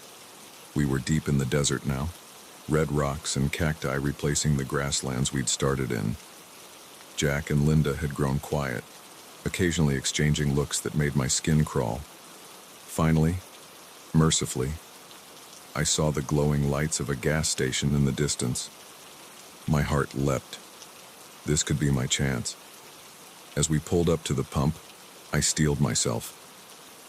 "Mind if I use the restroom?" I asked, trying to sound casual. Jack's eyes narrowed slightly, but he nodded. "Sure thing. Linda, why don't you go with him? I'll fill up the tank." My hopes deflated. They weren't going to let me out of their sight. Linda smiled, all sweetness and light. "Come on, honey, let's freshen up." As we walked towards the small convenience store, her hand on my arm felt like a vice. I glanced around desperately, looking for anyone who might help. But the station was deserted, save for a bored-looking clerk inside. In the grimy bathroom, I splashed water on my face, my mind racing. I could try to signal the clerk, but what if he was in on it? What if Jack saw and decided to cut his losses, to use that gun? When we returned to the car, Jack was leaning against it, smoking a cigarette. "All set?" he asked, a edge to his voice. I nodded, my mouth dry. As I reached for the back door handle, I saw my opportunity. My backpack was still in the trunk. Oh, could I grab something from my bag real quick? Jack hesitated, then shrugged. Make it fast. I walked to the rear of the car, my heart pounding. As Jack popped the trunk, I took a deep breath. It was now or never. In one fluid motion, I grabbed my backpack and swung it with all my might. It connected with Jack's head with a satisfying thud. He stumbled, caught off guard. I didn't wait to see if he'd fall. I ran. I heard Linda scream, heard Jack's angry shout, but I didn't look back. I ran like I'd never run before, my feet pounding on the asphalt, then on sand as I veered off the road into the desert.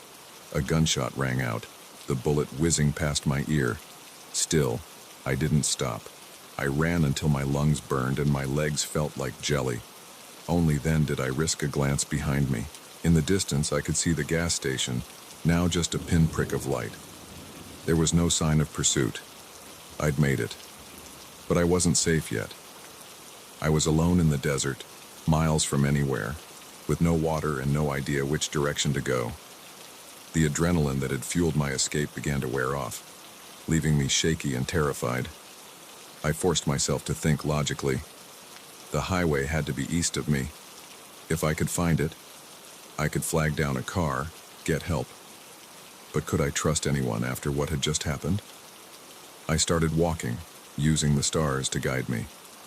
The desert night was cold, and I shivered in my thin t-shirt. Every sound made me jump. The rustle of a snake in the underbrush, the hoot of an owl overhead. I kept expecting to hear a car engine, to see headlights cutting through the darkness, but there was nothing. As the sky began to lighten, I heard something that made my heart soar, the distant rumble of traffic. I quickened my pace, ignoring my aching feet and parched throat. Soon, I could see it. The highway, a ribbon of asphalt cutting through the desert. I stumbled onto the shoulder just as the sun was peeking over the horizon. A semi-truck appeared in the distance, and I waved my arms frantically. To my immense relief, it slowed and pulled over.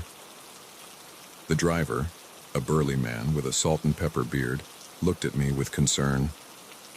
"You okay, kid? You look like you've been through hell." I nearly wept with relief.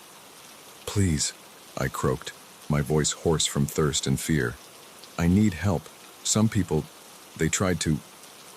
I couldn't finish the sentence, but I didn't need to. Understanding dawned in the driver's eyes. He reached behind his seat and handed me a bottle of water. "Drink this," he said gently. "Then we'll call the cops. You're safe now." As I gulped down the water, the reality of what I'd escaped began to sink in. Jack and Linda weren't just giving a ride to a lonely hitchhiker. They were predators, hunting for victims on the open road. How many others had fallen into their trap? How many hadn't been as lucky as me? The police took my statement, their faces grim as I recounted my ordeal. They told me Jack and Linda matched the description of a couple suspected in a string of disappearances across 3 states. Thanks to my escape and description, they had solid leads to follow. In the days that followed, as I gave more statements and tried to process what had happened, I couldn't shake the feeling of how close I'd come to becoming another statistic. My carefree journey of self-discovery had turned into a nightmare, one that would haunt me for years to come. But as I boarded a bus back home, my hitchhiking days firmly behind me, I realized something. I had survived. I had outsmarted them, outrun them. They had tried to make me a victim, but instead, they had made me a survivor. The open road still called to me, but now I knew its dangers as well as its beauty. I would travel again someday, but with my eyes wide open, aware that behind every friendly smile could lurk a hidden danger. My journey of self-discovery wasn't over. It had just taken a turn I never expected. And in the end, I had discovered something vital, my own strength, my will to survive. It wasn't the lesson I'd set out to learn, but it was one I would carry with me always. The creak of the cabin door made my blood run cold. I'd been alone in these woods for days, but now, as the handle slowly turned, I realized my solitude had been an illusion. Someone was here, and judging by the hushed whispers and metallic clicks I heard outside, they weren't the welcoming kind. It had all started as a simple solo hiking trip. I'd been planning it for months, eager to escape the chaos of city life and reconnect with nature. The Appalachian Trail seemed like the perfect challenge, beautiful, rugged, and just remote enough to offer the solitude I craved. The first few days were everything I'd hoped for. I reveled in the crisp mountain air, the stunning vistas, and the profound silence that settled over the forest at night. My muscles ached from the long days of hiking, but it was a good kind of pain, the kind that reminded me I was alive and pushing my limits. On the fourth day, the weather took a turn. Dark clouds rolled in, bringing with them a torrential downpour that showed no signs of letting up. I knew I needed to find shelter, and fast. That's when I spotted it, an old cabin, half hidden among the trees. At first, I was relieved. The cabin looked abandoned, its windows dark and a thick layer of moss covering the roof. But it was sturdy, and more importantly, it was dry. I figured I could wait out the storm there and continue my journey once the rain passed. I approached cautiously, calling out a hello just in case someone was home. When no answer came, I tested the door. To my surprise, it swung open easily, hinges creaking in protest. The interior was musty, but surprisingly well preserved. A thick layer of dust covered everything, but the furniture was intact. A small table with 2 chairs, a pot-bellied stove in the corner, and a narrow bed against the far wall. It looked like whoever had lived here had simply walked away one day and never returned. I set down my backpack and started to explore. There were a few old canned goods in the cupboards, their labels faded but still readable.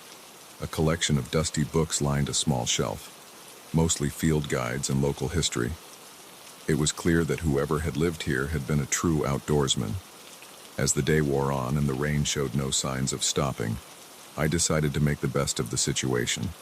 I got a fire going in the stove, its warmth driving away the damp chill. I even found an old deck of cards and spent the evening playing solitaire by candlelight. It was almost cozy. For the first time in days, I felt truly relaxed. The patter of rain on the roof and the crackling of the fire lulled me into a sense of security. I fell asleep that night, feeling safe and content. I woke the next morning to find the rain had stopped, but a thick fog had settled over the forest. Visibility was poor, and I knew trying to navigate the trail in these conditions would be foolish. I resigned myself to another day in the cabin, grateful for the shelter. It was mid-afternoon when I first noticed something odd. As I was reorganizing my backpack, I could have sworn I saw movement outside the window. Just a flicker in the mist, gone almost as soon as I'd seen it. I told myself it was probably just an animal, a deer, maybe, or a large bird. But then I heard it, a twig snapping, followed by the unmistakable sound of hushed voices. My heart began to race. I moved to the window, straining to see through the fog. For a moment, there was nothing. Then, like ghosts materializing from the mist, I saw them. 3 figures, moving with purpose towards the cabin. Panic set in. Who were they? What did they want? My mind raced through possibilities, each more terrifying than the last. Lost hikers wouldn't move with such stealth. Rangers would announce themselves. No, these people, whoever they were, didn't want to be seen. I looked around frantically for a place to hide. The cabin was small, with few options. Under the bed, too obvious. The cupboards, too small. My eyes landed on a hatch in the ceiling I hadn't noticed before. An attic. With shaking hands, I pulled down the ladder and climbed up, pulling my backpack after me. I had just managed to close the hatch when I heard them at the door. The creak of hinges, footsteps on the wooden floor. Then, voices. "Somebody's been here," a gruff male voice said. "Fire's still warm. Check outside." Another voice, female this time. Make sure they didn't just step out. I held my breath, afraid even the sound of my heartbeat might give me away. Through gaps in the floorboards, I could see them moving around below. 3 of them, just as I'd seen outside.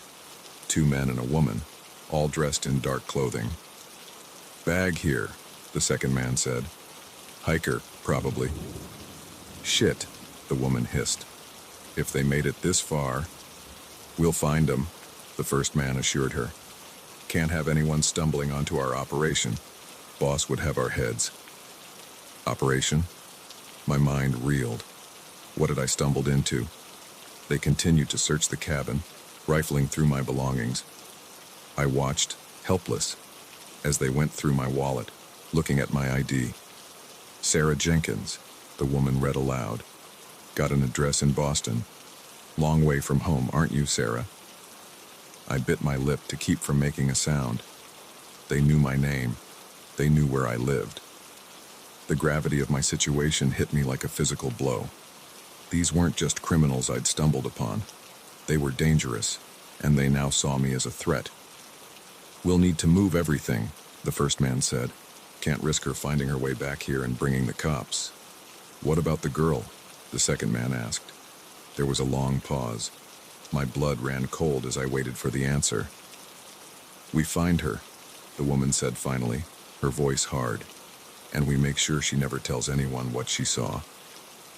They continued to talk, discussing plans to search the surrounding area. I remained frozen in the attic, scarcely daring to breathe. Hours passed. At some point, they left the cabin, but I was too afraid to move, certain they were still out there, searching. As night fell, I heard them return. They spoke in low voices, frustrated by their lack of success in finding me. They decided to sleep in shifts in order to catch me if I tried to return in the night. I knew I couldn't stay in the attic forever. Sooner or later, they'd think to look up here, or I'd make a noise and give myself away. I had to escape, but how? The answer came to me as I listened to the sound of gentle snoring below. 2 asleep, 1 awake. It was the best chance I was going to get. Moving as silently as I could, I eased open the attic hatch. The cabin was dark, lit only by the faint glow of dying embers in the stove. I could make out 2 figures on the bed, and a third silhouette by the window. I took a deep breath, steeling myself. It was now or never.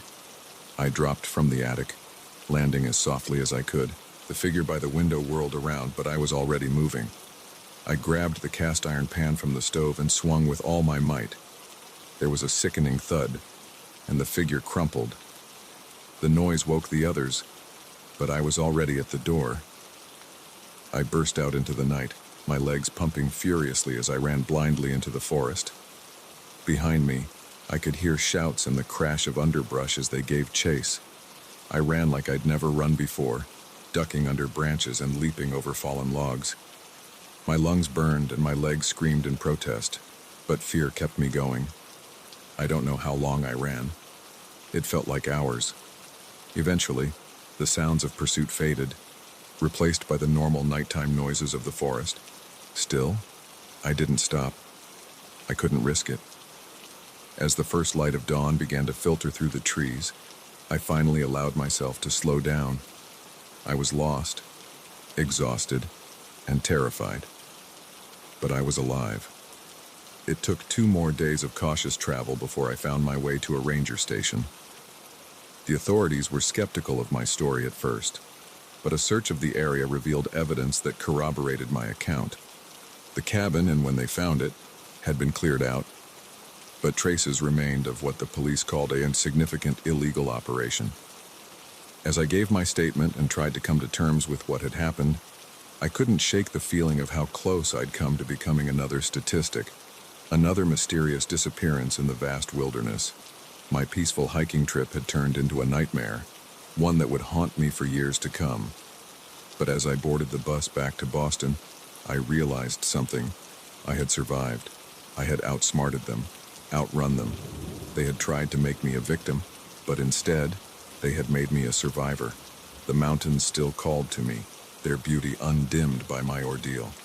I knew I would return someday to finish the journey I had started, but next time, I wouldn't be alone, and I would carry with me the knowledge that sometimes the greatest dangers we face aren't from nature, but from our fellow human beings.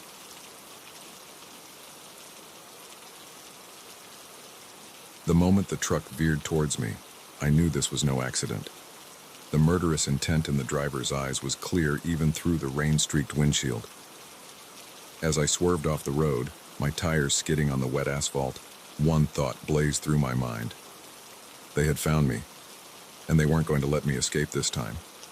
It had all started 3 days ago. I was driving cross-country, moving from New York to Los Angeles for a fresh start after a messy divorce. The long, lonely stretches of highway through the Midwest were monotonous, but I found a strange peace in the solitude. That peace was shattered at a nondescript gas station just outside of Omaha. I was filling up my tank when I noticed two men arguing near the convenience store. It seemed heated, but I didn't think much of it until I heard a gunshot. The next few moments were a blur. One man fell, clutching his chest. The other looked around wildly, his eyes locking with mine.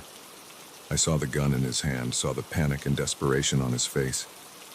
In that instant, I knew I had become a witness to something I was never meant to see.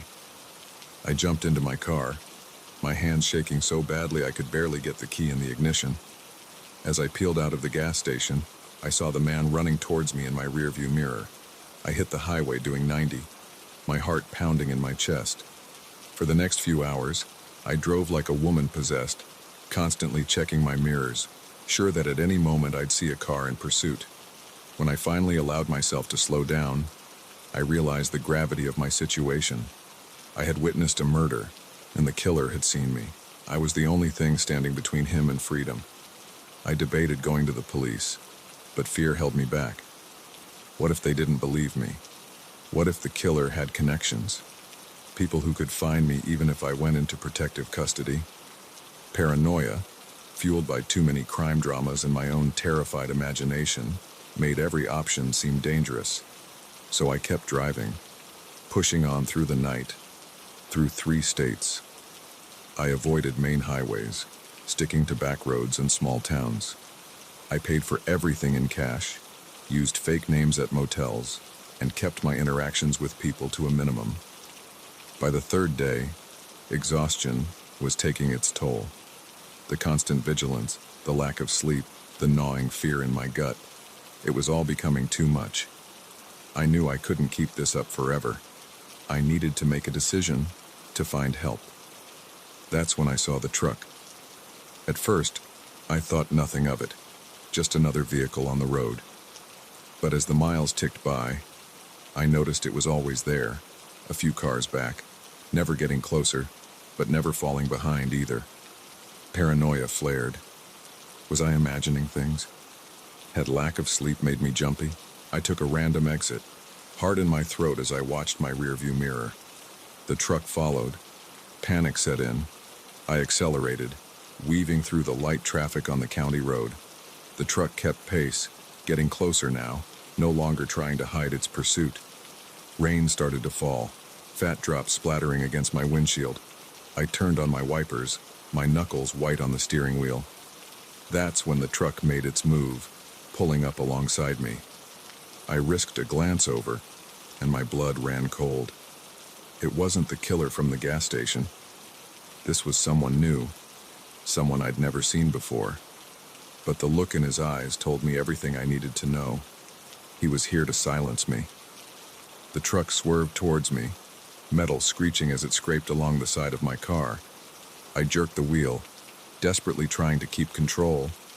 We were on a bridge, concrete barriers on either side leaving no room for error.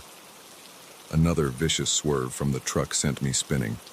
I felt a moment of weightlessness as my car broke through the barrier, then a sickening lurch as gravity took hold. The world outside my windows became a blur of gray sky and dark water as my car plummeted towards the river below. The impact knocked the wind out of me. Cold water rushed in through shattered windows as the car began to sink. Training from a long-ago swimming class kicked in.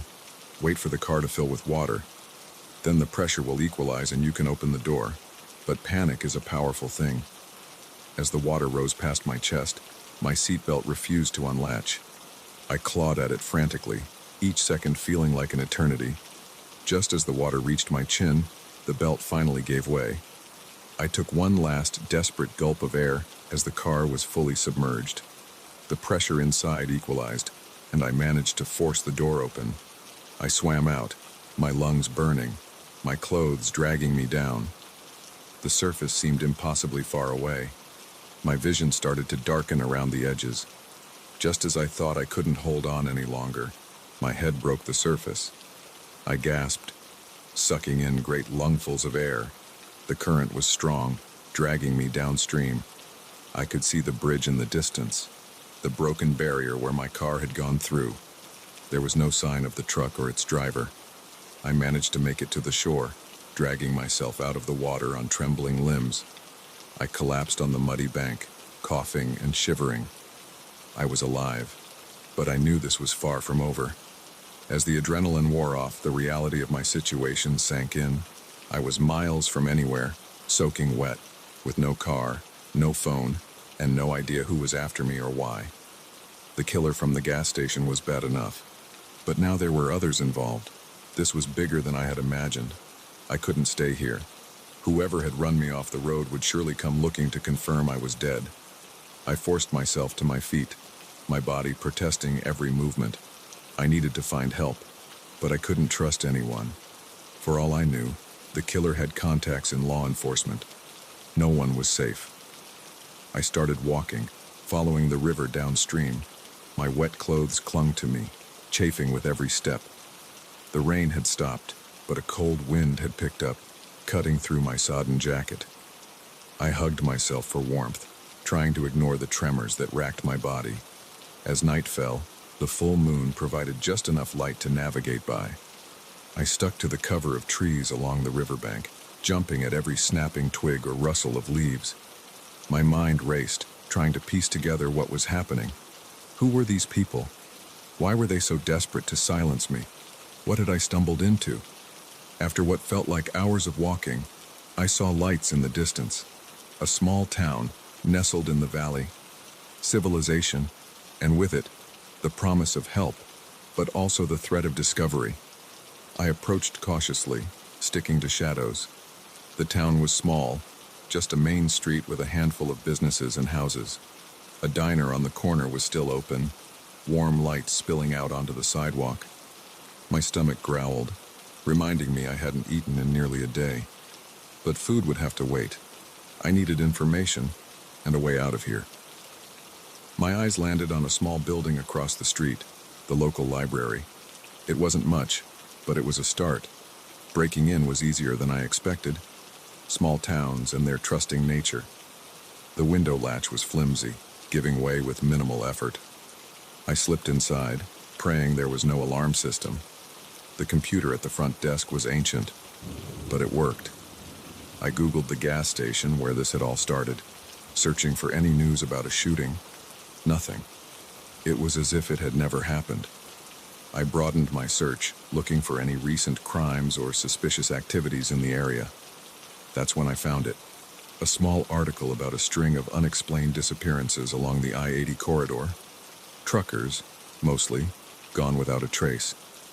The police had no leads, but locals whispered about a shadowy organization, a modern-day highway pirates preying on unsuspecting travelers. My blood ran cold as I read. Had I stumbled upon something bigger than a simple murder? Was this why they were so desperate to silence me? A noise outside made me jump. Headlights swept across the window as a car drove by slowly. Too slowly. I ducked down, my heart pounding. Had they found me already? I waited, barely breathing, for what felt like an eternity. When I finally dared to peek out, the street was empty. But I knew I couldn't stay here. It wasn't safe. Nowhere was safe. As I slipped out of the library and into the night, I knew my ordeal was far from over. I was in way over my head, caught up in something I didn't understand. But I was alive, and as long as I was breathing, I had a chance. I started walking again, this time with purpose. I didn't know where I was going, but I knew I couldn't stop. They were out there, watching, waiting, and I was determined to stay one step ahead, no matter what it took. The road stretched out before me, dark and full of unknowns. But for the first time since this nightmare began, I felt a glimmer of hope. I had survived their first attempt to silence me. I had information now, a piece of the puzzle. It wasn't much, but it was a start. As I walked into the unknown, one thought kept me going. I would find the truth, and I would make them pay. They had tried to kill me, but they had only made me stronger. And now, I was coming for them.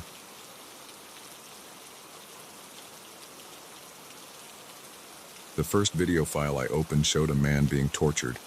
The second revealed a drug deal gone wrong. By the third, I realized the laptop I'd bought wasn't just used. It was evidence of something far more sinister. And now, as I stared at the car parked across the street, I knew they had come for it, and for me. It all started innocently enough. My old laptop had finally given up the ghost after years of faithful service. And as a freelance graphic designer, I couldn't afford to be without a computer for long. Money was tight, so I turned to Craigslist, hoping to find a decent used machine that wouldn't break the bank. That's how I met Derek. His ad seemed perfect, a high-spec laptop for a fraction of its retail price. When I arrived at the coffee shop to meet him, I found a nervous-looking guy in his 30s, fidgeting with his coffee cup. "You must be Alex," he said, forcing a smile. "Here's the laptop. It's all yours." I gave it a quick once-over. It looked to be in good condition, and when I booted it up, everything seemed to work fine. I handed over the cash, and Derek practically bolted out of the cafe. At the time, I chalked it up to social awkwardness. If only I'd known. Back home, I spent the evening setting up my new purchase, transferring files and installing software. It was close to midnight when I stumbled upon the hidden folder. It was buried deep in the system files, innocuously named Backup Data. Curiosity got the better of me, and I clicked. What I saw made my blood run cold. Video files, hundreds of them, with names like Warehouse Pickups 03 and Johnson's Interrogation. My finger hovered over the mouse, a voice in my head screaming not to open them. But I had to know. The first video started playing, and I felt the bile rise in my throat. A man, bloodied and bruised, was strapped to a chair. Off camera, someone was asking questions, their voice distorted. When the man refused to answer, his fingernail was slowly pulled off with pliers. His screams would haunt my nightmares for weeks to come. I slammed the laptop shut, my heart racing. What had I gotten myself into? Who was Derek, really? And more importantly, who were the people in these videos? Sleep eluded me that night. I tossed and turned, debating what to do. Go to the police. But what if they were involved? The level of organization I'd glimpsed in those files suggested this wasn't some small-time operation. By morning, I'd made a decision. I needed to know more before I did anything. I spent the day combing through the files, careful not to actually open any more videos. There were documents, ledgers, shipping manifests, what looked like coded messages. It was clear I'd stumbled onto something big, something dangerous. As evening fell, I noticed a car I didn't recognize parked across the street, a dark sedan with tinted windows. It could have been nothing, but the hairs on the back of my neck stood up. I peered out through the blinds, and my heart nearly stopped. A man was sitting in the driver's seat and staring directly at my apartment. Panic set in. They knew. Somehow they'd tracked the laptop to me. My mind raced through possibilities. Had Derek sold me out? Was the laptop itself being tracked? I grabbed my phone, ready to call 911, but stopped short. Who could I trust? If this organization was as big as I suspected, they could have people anywhere. A plan began to form. I couldn't stay here, that much was clear. But I couldn't just run either. Not with what I knew. I had a responsibility now, a duty to expose whatever this was. I quickly packed a bag, clothes, some cash I had stashed away, basic toiletries. Then I turned to the laptop. I couldn't risk taking it with me. but I couldn't leave it behind either. I pulled out the hard drive, slipped it into my bag, and then, in a moment of inspiration, replaced it with the drive from my old laptop. To anyone checking, it would look like an ordinary computer. Just as I finished, there was a knock at the door.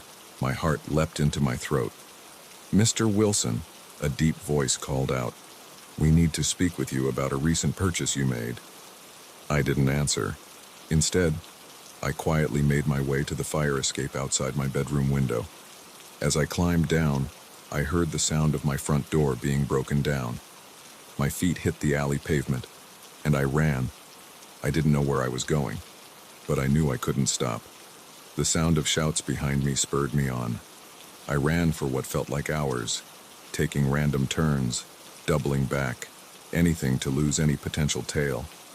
Finally, exhausted and out of breath, I ducked into a 24-hour diner. The waitress gave me an odd look as I slid into a booth, but didn't say anything. I ordered a coffee with shaking hands, then pulled out my phone. I needed help. But who could I trust? An idea struck me.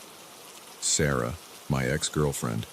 She worked as an investigative journalist for the local paper. If anyone could help me make sense of this and get the information to the right people, it was her. I dialed her number, praying she'd pick up despite the late hour. "Alex?" she answered, her voice groggy with sleep. "Do you have any idea what time it is?" "Sarah, I'm sorry, but I need your help," I said, my voice low. "I'm in trouble, big trouble, and I think I've uncovered something huge." There was a pause. "Are you drunk?" "I wish I was," I replied. "Can you meet me, please? I wouldn't ask if it wasn't important." She must have heard the desperation in my voice. "Okay," she said finally. "Where are you?" I gave her the address of the diner, then hung up. As I waited, I couldn't shake the feeling that I was being watched. Every person who entered made me flinch. Every car that drove by seemed suspicious. Sarah arrived about 20 minutes later, looking concerned and a little annoyed. "All right, Alex," she said, sliding into the booth across from me. "What's going on?" I took a deep breath, then told her everything. As I spoke, her expression changed from skepticism to shock, and finally to a grim determination I recognized from our days together. The look she got when she was onto a big story. "Show me," she said when I finished. I pulled out my laptop and booted it up. Her eyes widened as I opened file after file, revealing the scope of what I'd discovered.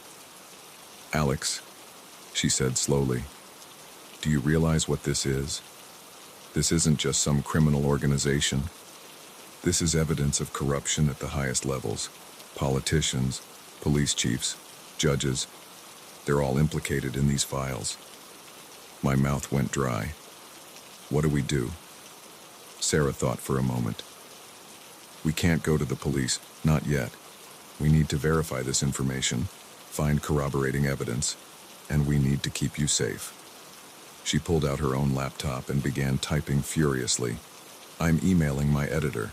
We're going to need resources for this protection." As she worked, I glanced out the window. My heart nearly stopped. The dark sedan from earlier was pulling into the parking lot. "Sarah," I hissed, "we need to go, now." She looked up, saw my expression, and nodded. We quickly packed up our things and headed for the back exit. As we slipped out into the night, I heard shouts behind us. They'd found us. "My car's this way," Sarah said, grabbing my hand. We ran through alleyways and side streets, the sound of pursuit never far behind.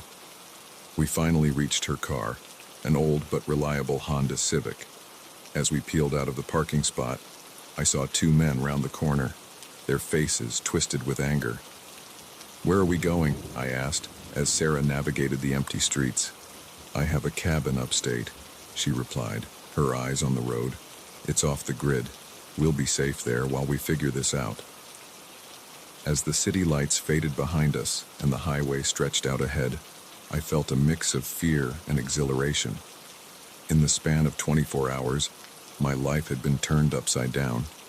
I was a fugitive, running from shadowy forces I didn't fully understand. But I wasn't alone, and for the first time since this all began, I felt a glimmer of hope. Whatever I'd stumbled into, whatever dangers lay ahead, I knew one thing for certain: the truth would come out. It had to. As dawn broke over the horizon, painting the sky in hues of pink and gold, I made a silent vow. I would see this through, no matter the cost. The laptop I'd bought on a whim had thrust me into a world of danger and intrigue, but it had also given me a purpose, and I was determined to see it through to the end. The first shadow I saw could have been a trick of the light. The second, maybe my imagination running wild. But when I heard the whispers coming from behind the walls, I knew with chilling certainty that I wasn't alone in this sprawling, haunted mansion. And whatever was in here with me, it wasn't human. I'd taken the job as an overnight caretaker at Ravencrest Manor out of desperation. Fresh out of college with a mountain of student debt and no promising job prospects. The ad had seemed like a godsend. Historic mansion seeks live-in caretaker. Night shifts only.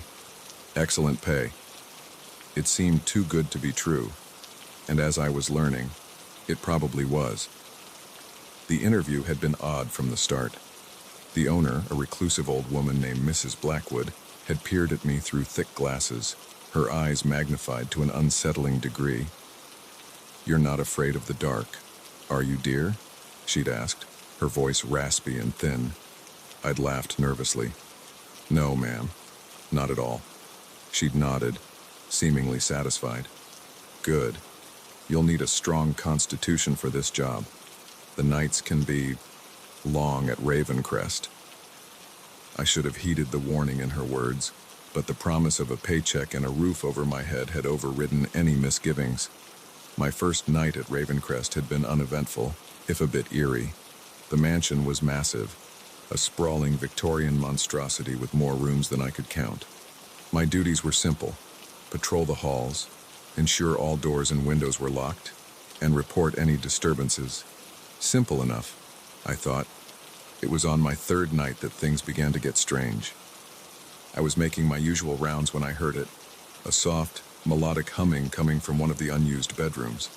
I froze, my flashlight beam trembling as I pointed it at the closed door. The humming stopped abruptly. "Hello?" I called out, my voice echoing in the empty hallway. "Is someone there?" Silence. Then, just as I'd convinced myself I'd imagined it, a giggle. High-pitched and childlike, it sent shivers down my spine. I approached the door, my hand shaking as I reached for the knob.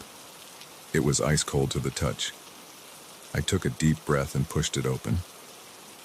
The room was empty, moonlight streaming through the large windows and illuminating the dust motes floating in the air. But there, in the center of the room, was a small handprint in the dust on the floor. A child's handprint. I backed out of the room, my heart pounding. This had to be some kind of prank, right? Maybe the day staff were hazing the new girl. But as the nights wore on, the incidents became harder to explain away. Objects would move when I wasn't looking. Doors I'd sworn I'd locked would be wide open on my next pass. And always, the feeling of being watched. It came to a head on my 7th night. I was in the mansion's vast library, reshelving some books that had mysteriously ended up on the floor. As I reached up to place a heavy tome on the top shelf, I felt something brush against my leg. I looked down, expecting to see a mouse, or maybe one of the mansion's many stray cats. Instead, I saw a small, pale hand reaching out from behind a bookcase. I stumbled back, books clattering to the floor around me. The hand retreated, and I heard that same childlike giggle from before, this time accompanied by the patter of small feet running away. "This isn't funny," I shouted, my voice cracking with fear. "Whoever's doing this, come out now."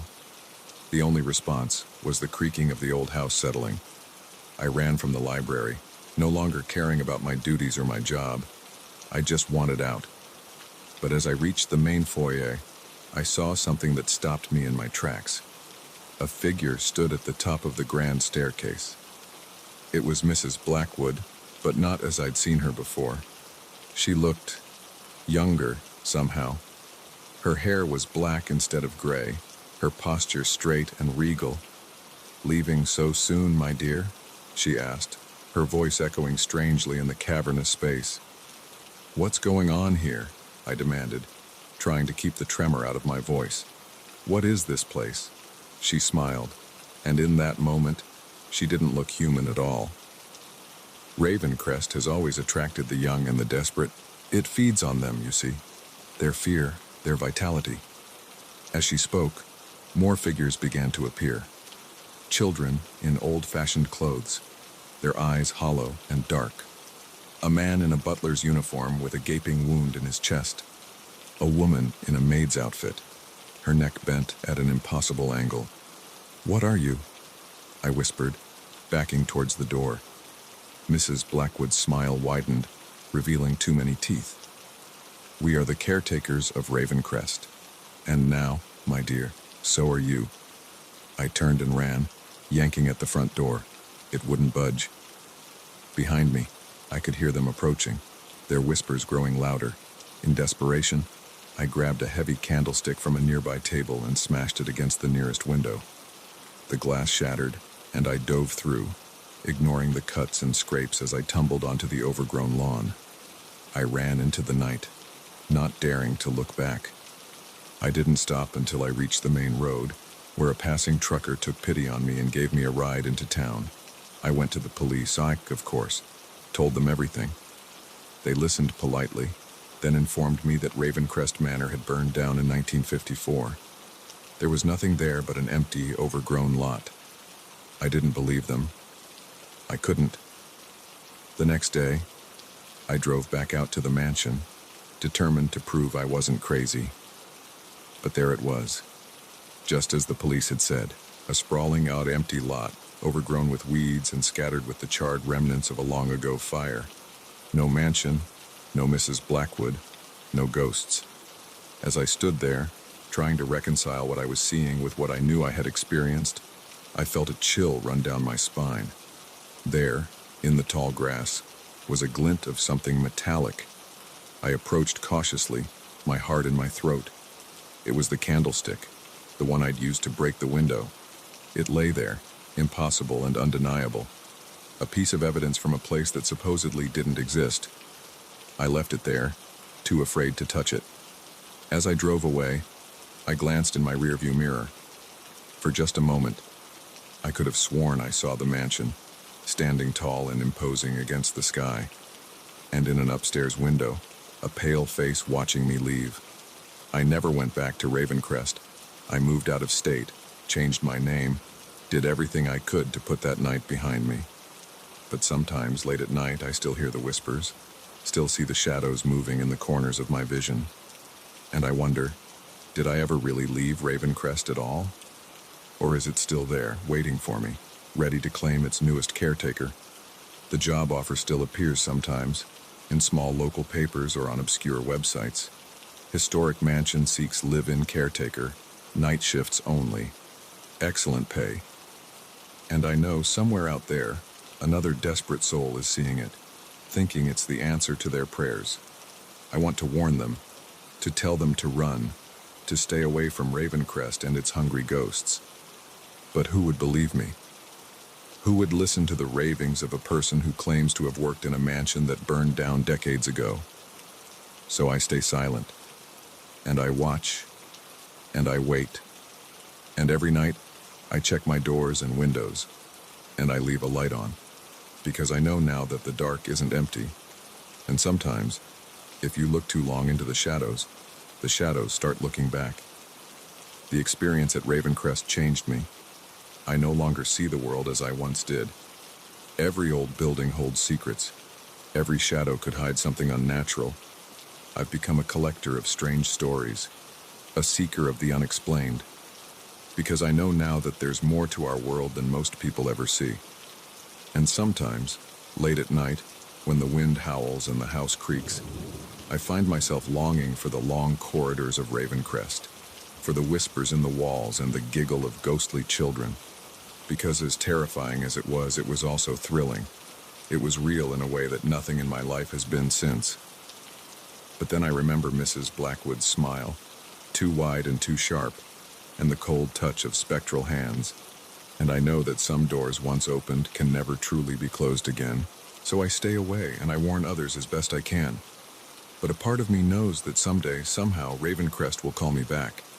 And when it does, I don't know if I'll have the strength to resist its siren song. Because once you've glimpsed the other side, the normal world never quite feels like home again.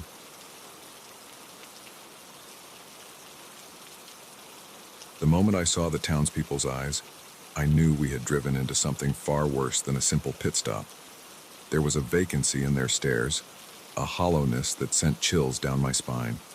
As my wife asked for directions, I realized with growing horror that we hadn't found help. We had stumbled into a trap. It had started as a routine road trip. Sarah and I were driving cross-country to her parents' place for Thanksgiving. We'd done this drive a dozen times before, but this year we decided to take a scenic route, hoping to see some of the charming small towns that dot the American landscape. That decision would prove to be a grave mistake. We were somewhere in the Midwest, surrounded by endless fields of corn and wheat, when our car started making an ominous clanking noise. I'm no mechanic, but even I knew this wasn't good. We limped along for a few more miles before the engine gave out completely, leaving us stranded on a lonely stretch of highway as the sun began to set. "There's got to be a town nearby," Sarah said, peering at her phone, "but I'm not getting any signal out here." I nodded, trying to hide my growing unease. We passed a sign a few miles back. Silver Creek, I think it said. Can't be too far. We gathered what we could carry and started walking. The November air was crisp, and a light fog had begun to roll in, obscuring the road ahead. As we walked, the silence struck me. No crickets, no rustling of small animals in the grass, just our footsteps and the occasional gust of wind. After what felt like hours, we saw lights in the distance. Relief washed over us as we quickened our pace. Silver Creek emerged from the mist like a mirage, a small cluster of buildings that looked like they hadn't changed much since the 1950s. The town was eerily quiet for early evening. No cars on the streets, no people walking about. Most of the storefronts were dark, but we spotted a diner with its lights still on. "Thank God," Sarah muttered. "Maybe they have a phone we can use." As we approached the diner, I couldn't shake the feeling that something was off. The neon "open" sign flickered erratically, and through the windows, I could see a few patrons sitting unnaturally still in their booths. The bell above the door jangled as we entered, the sound impossibly loud in the quiet diner. Every head turned to look at us, moving in perfect unison. Their eyes, there was something wrong with their eyes. They were glassy, unfocused, like those of a taxidermied animal. Hi," Sarah said, her voice wavering slightly. "Our car broke down a few miles back. Could we use your phone to call a tow truck?"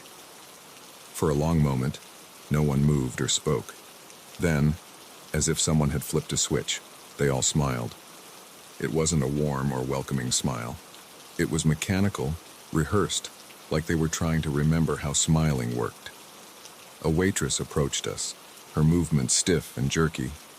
"Welcome to Silver Creek," she said, her voice flat and emotionless. "We don't get many visitors here." "I can see why," I muttered under my breath. Sarah elbowed me in the ribs. "About that phone," Sarah began, but the waitress continued as if she hadn't heard. "You must be tired from your journey. Why don't you sit down? Have some pie. Our cherry pie is famous in these parts." Before we could protest, she had ushered us into a booth.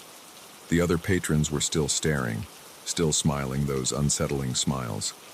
"Look," I said, trying to keep the tremor out of my voice. "We appreciate the hospitality, but we really need to get going. If we could just use your phone." Now, the waitress interrupted, her smile never wavering. "There's no need to rush off. You're our guests, and guests in Silver Creek always stay for pie." As if on cue, a man emerged from the kitchen, carrying 2 plates of cherry pie. He set them down in front of us with robotic precision. Sarah and I exchanged glances. Something was very, very wrong here. "It's getting late," Sarah said, her voice tight with forced cheerfulness. "We should really find a place to stay for the night.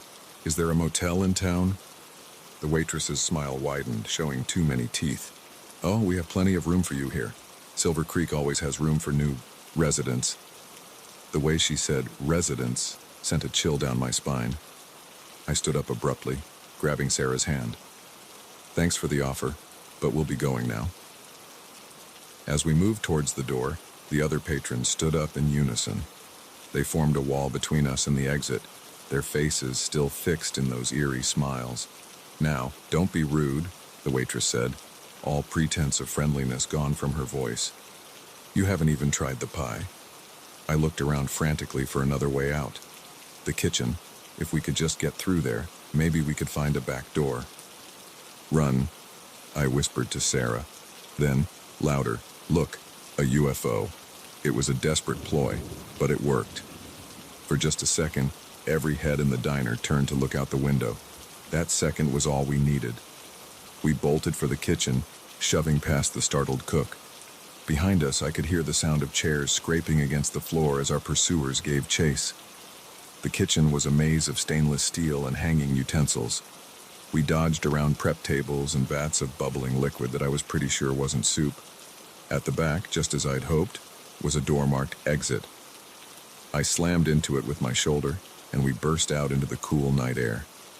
But our relief was short-lived. The entire town seemed to have awakened. Figures were emerging from every building, all moving towards us with that same unnatural gait. "This way," Sarah hissed, pulling me towards a narrow alley between 2 buildings. We ran, our feet pounding on the pavement, the sound of pursuit growing louder behind us. The alley opened up onto another street, but it was no use. They were everywhere, closing in from all sides. Their faces were all the same now, blank, emotionless, with those terrifyingly vacant eyes. "What do they want?" Sarah gasped as we backed up against a wall. As if in answer, the crowd parted, and a figure stepped forward. It was an old man, his back hunched, leaning heavily on a cane. Unlike the others, his eyes were sharp and alert. "Welcome, travelers," he said, his voice surprisingly strong. "We've been waiting for you." "What is this place?" I demanded. "What do you want from us?" The old man chuckled, a dry, rattling sound. "Silver Creek has always been here, waiting for lost souls like yourselves. We need new blood, you see, new minds to join our community." As he spoke, I noticed something odd. The other townspeople were changing.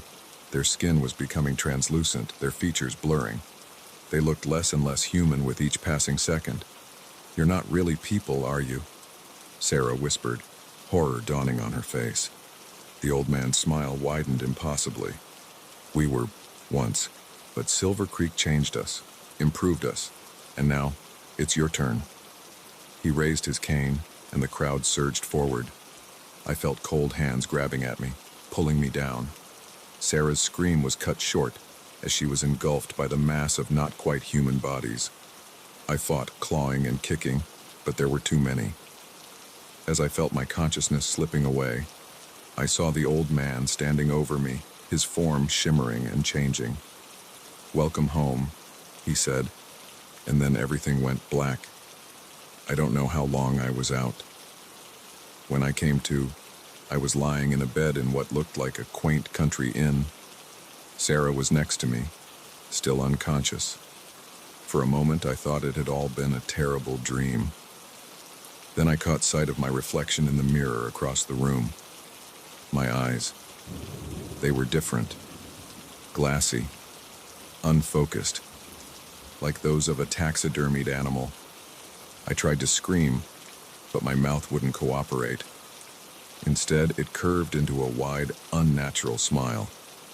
Through the window, I could see the sun rising over Silver Creek. It looked like a perfect small town now, straight out of a Norman Rockwell painting. And I knew, with a certainty that chilled me to my core, that Sarah and I would be greeting the next lost travelers who stumbled into our little slice of Americana. Welcome to Silver Creek, where everyone smiles and no one ever leaves.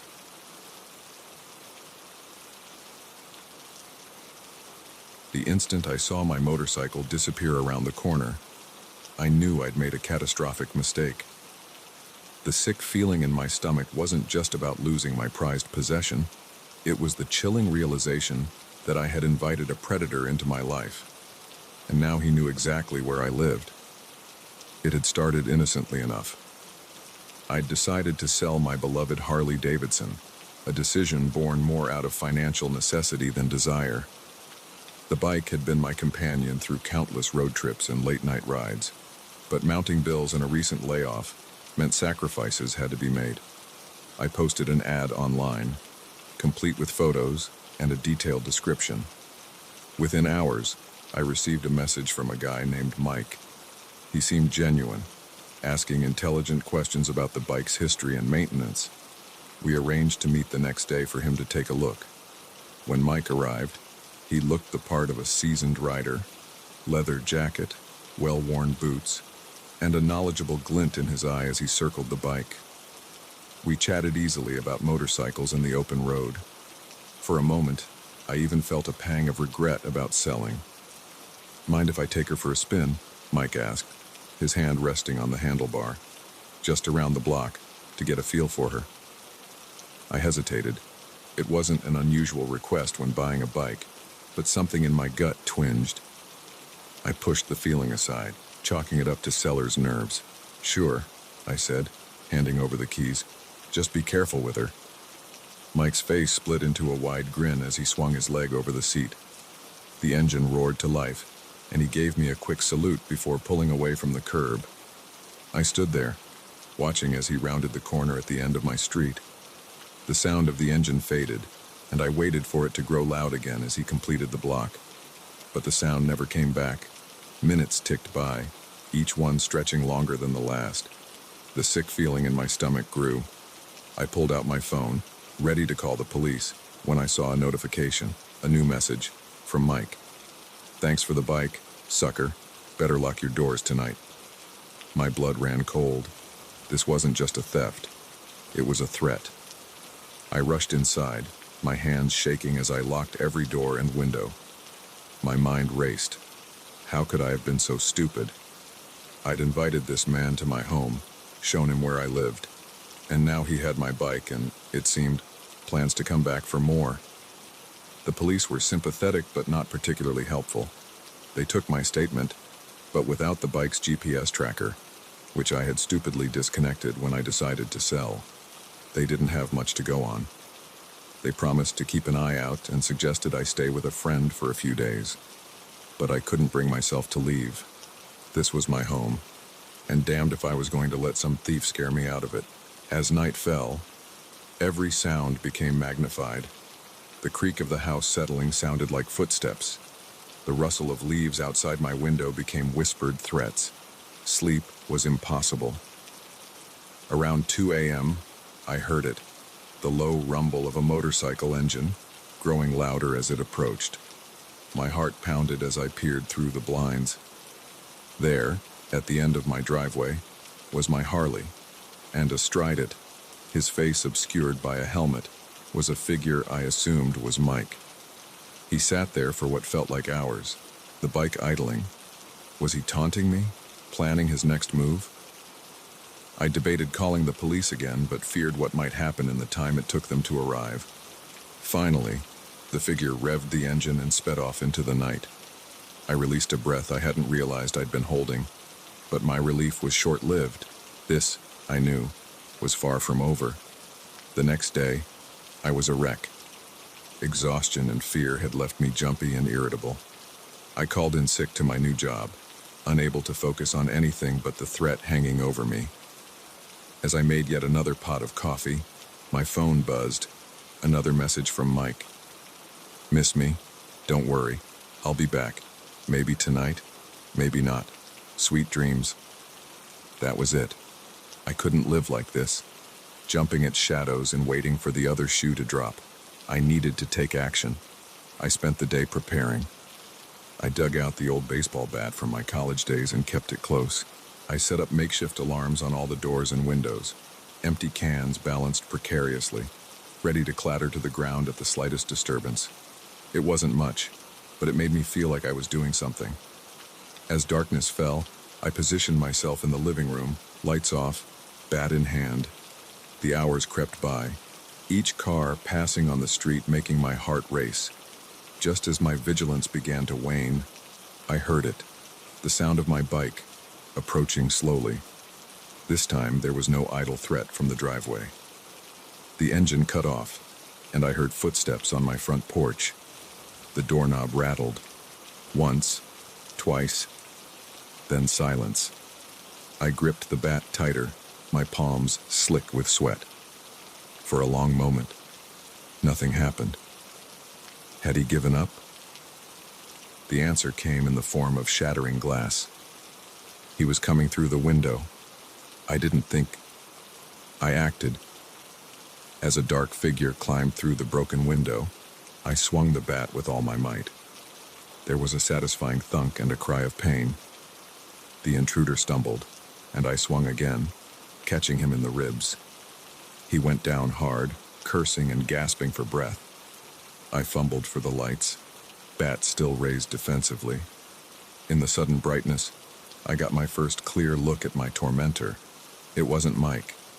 This man was older, his face weathered and scarred. He glared up at me with a mixture of pain and rage. "Who the hell are you?" I demanded, my voice shaking despite my best efforts. He spat blood onto my carpet. "Doesn't matter. Your buddy Mike owed me.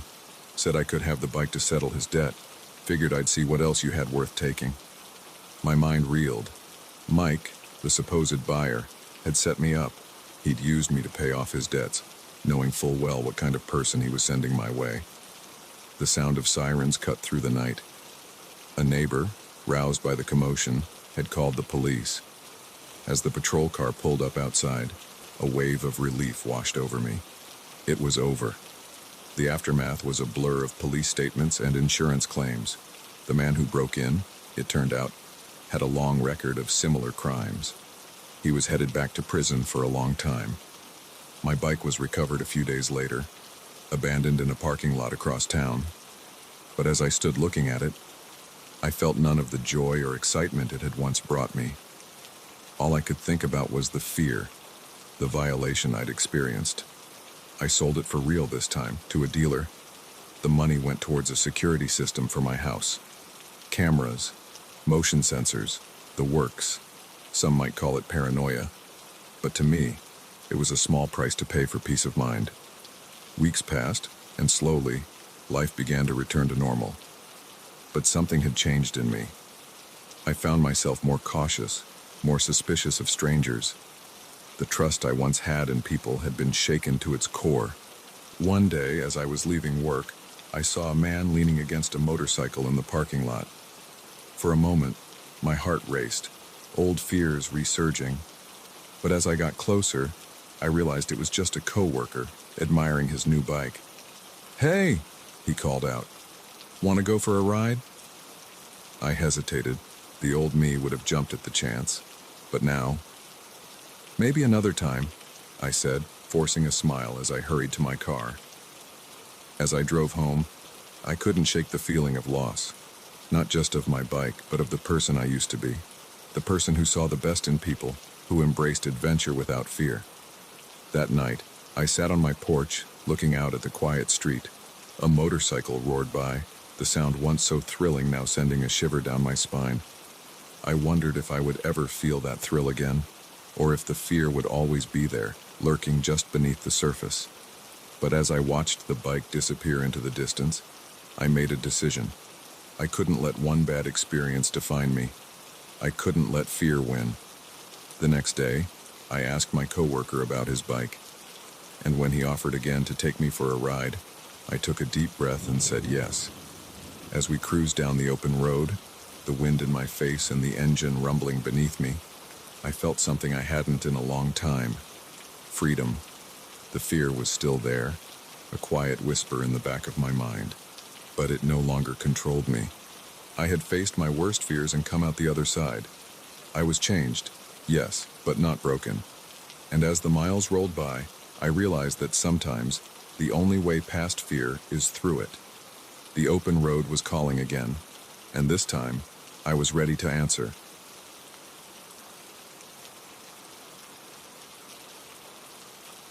The moment we heard the first scream echoing through the cave system, I knew our simple hiking trip had just become a fight for survival.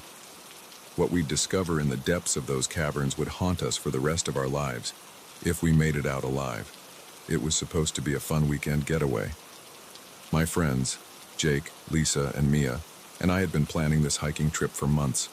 We were all experienced outdoors enthusiasts, but none of us had ever explored the infamous Shadowmere Caves. The local legends surrounding the cave system had always intrigued us, tales of mysterious disappearances and strange noises in the night. We'd laughed them off as campfire stories meant to scare tourists. How wrong we were.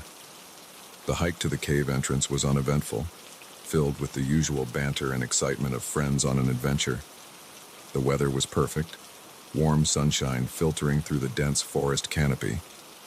As we approached the yawning mouth of the main cavern, a cool breeze carried the musty scent of damp earth and ancient stone. "Well, this is it," Jake said, his voice tinged with a mix of excitement and apprehension. "Shadowmere Caves. Last chance to back out." Lisa rolled her eyes. "Don't tell me you're buying into those silly ghost stories, Jake." "Of course not," he replied, a bit too quickly. "I was just saying, it's not too late to hit that brewery in town instead." Mia was already pulling out her headlamp. "No way. We didn't come all this way to chicken out now. Come on, let's go." I nodded in agreement, ignoring the slight twinge of unease in my gut. We'd come prepared with maps, extra batteries, first aid kits, everything we needed for a safe spelunking adventure. What could possibly go wrong? The first hour in the caves was breathtaking. Massive chambers opened up before us, their walls glittering with mineral deposits that caught the light of our headlamps. We carefully picked our way through narrow passages, marveling at the bizarre rock formations shaped by millennia of flowing water. It was when we reached a fork in the passage that things started to feel off. Our map showed only one path, but here were two identical tunnels stretching into the darkness. "That's weird," I muttered, double-checking the map. "This split isn't marked anywhere." Jake peered down both passages. "Maybe the map's outdated. Cave systems can change over time, right?" Lisa nodded. "True. So, which way?" We debated for a few minutes before deciding to take the left tunnel. It seemed to slope gently upward, which we hoped meant it would eventually lead us back to the surface. As we ventured deeper, the air grew noticeably colder. Our breath came out in visible puffs, and I found myself shivering despite the exertion of the hike. The walls of this tunnel were different, too, smoother, almost polished in places. And there was something else, a faint smell I couldn't quite place. "Does anyone else smell that?" Mia asked, voicing my thoughts. We all paused, sniffing the air. It was a musty odor, but with an underlying sweetness that was somehow worse. "Probably just some weird fungus," Jake said, but he didn't sound convinced. We pressed on, the tunnel gradually widening into a vast chamber. Our headlamps couldn't penetrate the full extent of the darkness. It was as we were crossing this chamber that we heard it, a scream, distant but unmistakable, echoing through the cave. We froze, exchanging wide-eyed looks of disbelief and fear. "What the hell was that?" Lisa whispered. Maybe it was just the wind," Mia suggested, her voice shaking. But we all knew it wasn't the wind. That scream had been human. "We should go back," Jake said, already turning around. "Right now." I was about to agree when we heard it again, closer this time. It wasn't a scream of fear or pain. It was a battle cry. Before we could react, figures emerged from the shadows at the edges of the chamber. They moved with an unnatural speed and grace, closing in on us from all sides. In the beam of my headlamp, I caught glimpses of pale, almost translucent skin and eyes that reflected the light like a cat's. "Run!" I yelled, grabbing Mia's arm and pulling her towards the tunnel we'd come from. We sprinted back the way we came, the sound of pursuit close behind us. The smooth walls of the tunnel now seemed malevolent, as if the very cave was against us. We skidded around a corner and found ourselves face to face with a dead end that hadn't been there before. "This is impossible," Lisa gasped. "We came this way." But there was no time to puzzle it out. Our pursuers were getting closer.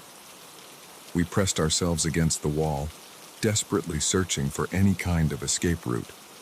That's when I saw it, a narrow crack in the rock face, barely visible in the shadows. "There!" I shouted, pointing.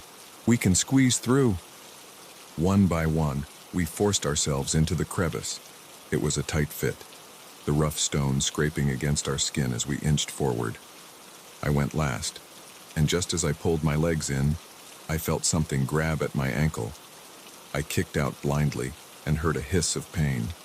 Whatever had hold of me let go, and I scrambled deeper into the crack.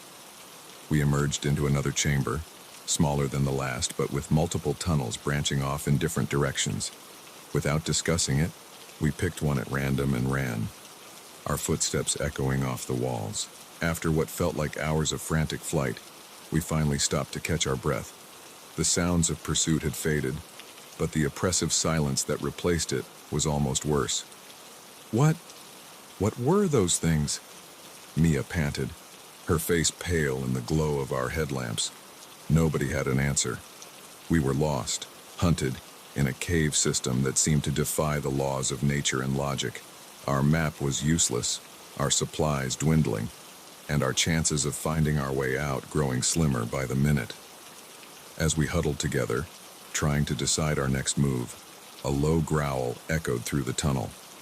It was followed by the scrape of claws on stone, growing closer. "We need to move," Jake whispered urgently. "Now." But as we turned to flee once more, we saw them, pale figures blocking our escape, their eyes gleaming in the darkness. They were humanoid, but with elongated limbs and fingers that ended in wicked claws. Their mouths were filled with needle-sharp teeth, bared in feral grins. We were trapped. Just as I was sure this was the end, a new sound filled the cave, a high-pitched, keening wail that made my teeth ache and my vision blur. The creatures surrounding us recoiled, covering what passed for their ears. A blinding light flooded the chamber, and through my squinted eyes, I saw new figures entering the fray. They were tall, willowy beings that seemed to glow from within. In their hands, they held weapons that looked like they were made of pure light. What followed was a battle unlike anything I'd ever seen or could have imagined. The pale, feral creatures fought with savage ferocity, but they were no match for the glowing beings and their light weapons. In a matter of minutes, it was over. One of the glowing figures approached us. Up close, I could see that its face was eerily beautiful, with features that seemed to shift and change as I looked at them. "You should not be here," it said, its voice resonating in my head rather than my ears. "This place is not for your kind." We got lost," I managed to stammer. "Please, we just want to go home." The being regarded us silently for a moment, then nodded. "We will guide you to the surface, but you must never return, and you must never speak of what you've seen here." In a daze, we followed our luminous saviors through the twisting tunnels. The journey passed in a blur, and before I knew it, we were stumbling out into the sunlight, blinking and disoriented. When we turned back, the cave entrance was gone, replaced by a solid rock face as if it had never existed. We never spoke about what happened in those caves, not even among ourselves. But sometimes, in the dead of night, I still hear those inhuman screams echoing in my dreams, and I wonder about the war raging beneath our feet, in a world we were never meant to see. The next time someone suggests a cave exploration, I'll be the first to recommend that brewery instead. Some depths, I've learned, are better left unplumbed. The mysteries of the underground will remain just that, mysteries, and maybe, just maybe, that's for the best. The first flicker of the headlights in our rearview mirror filled me with relief. The second made me uneasy. By the third, as they grew larger and brighter, I knew with chilling certainty that whoever was behind us wasn't here to help. They were hunting us. It had started as a simple family road trip. My wife, Sarah, our 2 kids, Emily 8 and Max 6, and I had decided to take the scenic route to my parents' house for Thanksgiving. We'd been driving for hours, the kids getting restless in the back seat, when I saw a sign for a shortcut. Willow Creek Road, 30 miles shorter to Millbrook, it proclaimed in faded letters. Sarah had given me a skeptical look. "Are you sure about this, Dan? It's getting dark and we don't know the area." I'd brushed off her concerns. "It'll be fine. We'll save an hour at least. Plus, it'll be an adventure. Right, kids?" Emily and Max had cheered from the back seat, excited by the prospect of an adventure. If only I'd known what kind of adventure we were really in for. At first, the road seemed fine. A little rough, maybe, with more twists and turns than I'd expected, but nothing our SUV couldn't handle. But as we drove deeper into the forest, the trees pressing in on either side, I began to have second thoughts. The road narrowed, turning from asphalt to gravel, then to little more than a dirt track. Our headlights cut through the gathering darkness, illuminating a path that seemed to grow wilder with each passing mile. "Dan, I really think we should turn back," Sarah said, her voice tight with worry. "This doesn't feel right." I was about to agree when our engine made a sound that turned my blood to ice, a sputtering, coughing noise that I knew all too well meant trouble. "No, no, no," I muttered, easing off the gas, but it was too late. The engine gave one final, violent shudder and died, leaving us coasting to a stop in the middle of nowhere. For a moment, we sat in stunned silence, the sudden quiet broken only by the soft ping of the cooling engine. "Daddy?" Max's small voice came from the back seat. "Why did we stop?" I turned to face my family, trying to keep my voice calm. "It's okay, buddy. The car's just having a little problem. We'll figure it out." But as I stepped out to check under the hood, I knew we were in serious trouble. I'm no mechanic, but even I could see that this was beyond my abilities to fix. We were stranded. I pulled out my phone, already knowing what I'd see. No signal, of course. Sarah joined me outside, her face pale in the fading light. "What are we going to do, Dan?" I took a deep breath, trying to think logically. "Okay, we have some food and water in the cooler, blankets in the trunk. We'll be fine for the night. In the morning, I'll walk back to the main road, find some help." She nodded, but I could see the fear in her eyes. We both knew that in the morning was a long time away. We did our best to make the kids comfortable, turning the back of the SUV into a makeshift bed.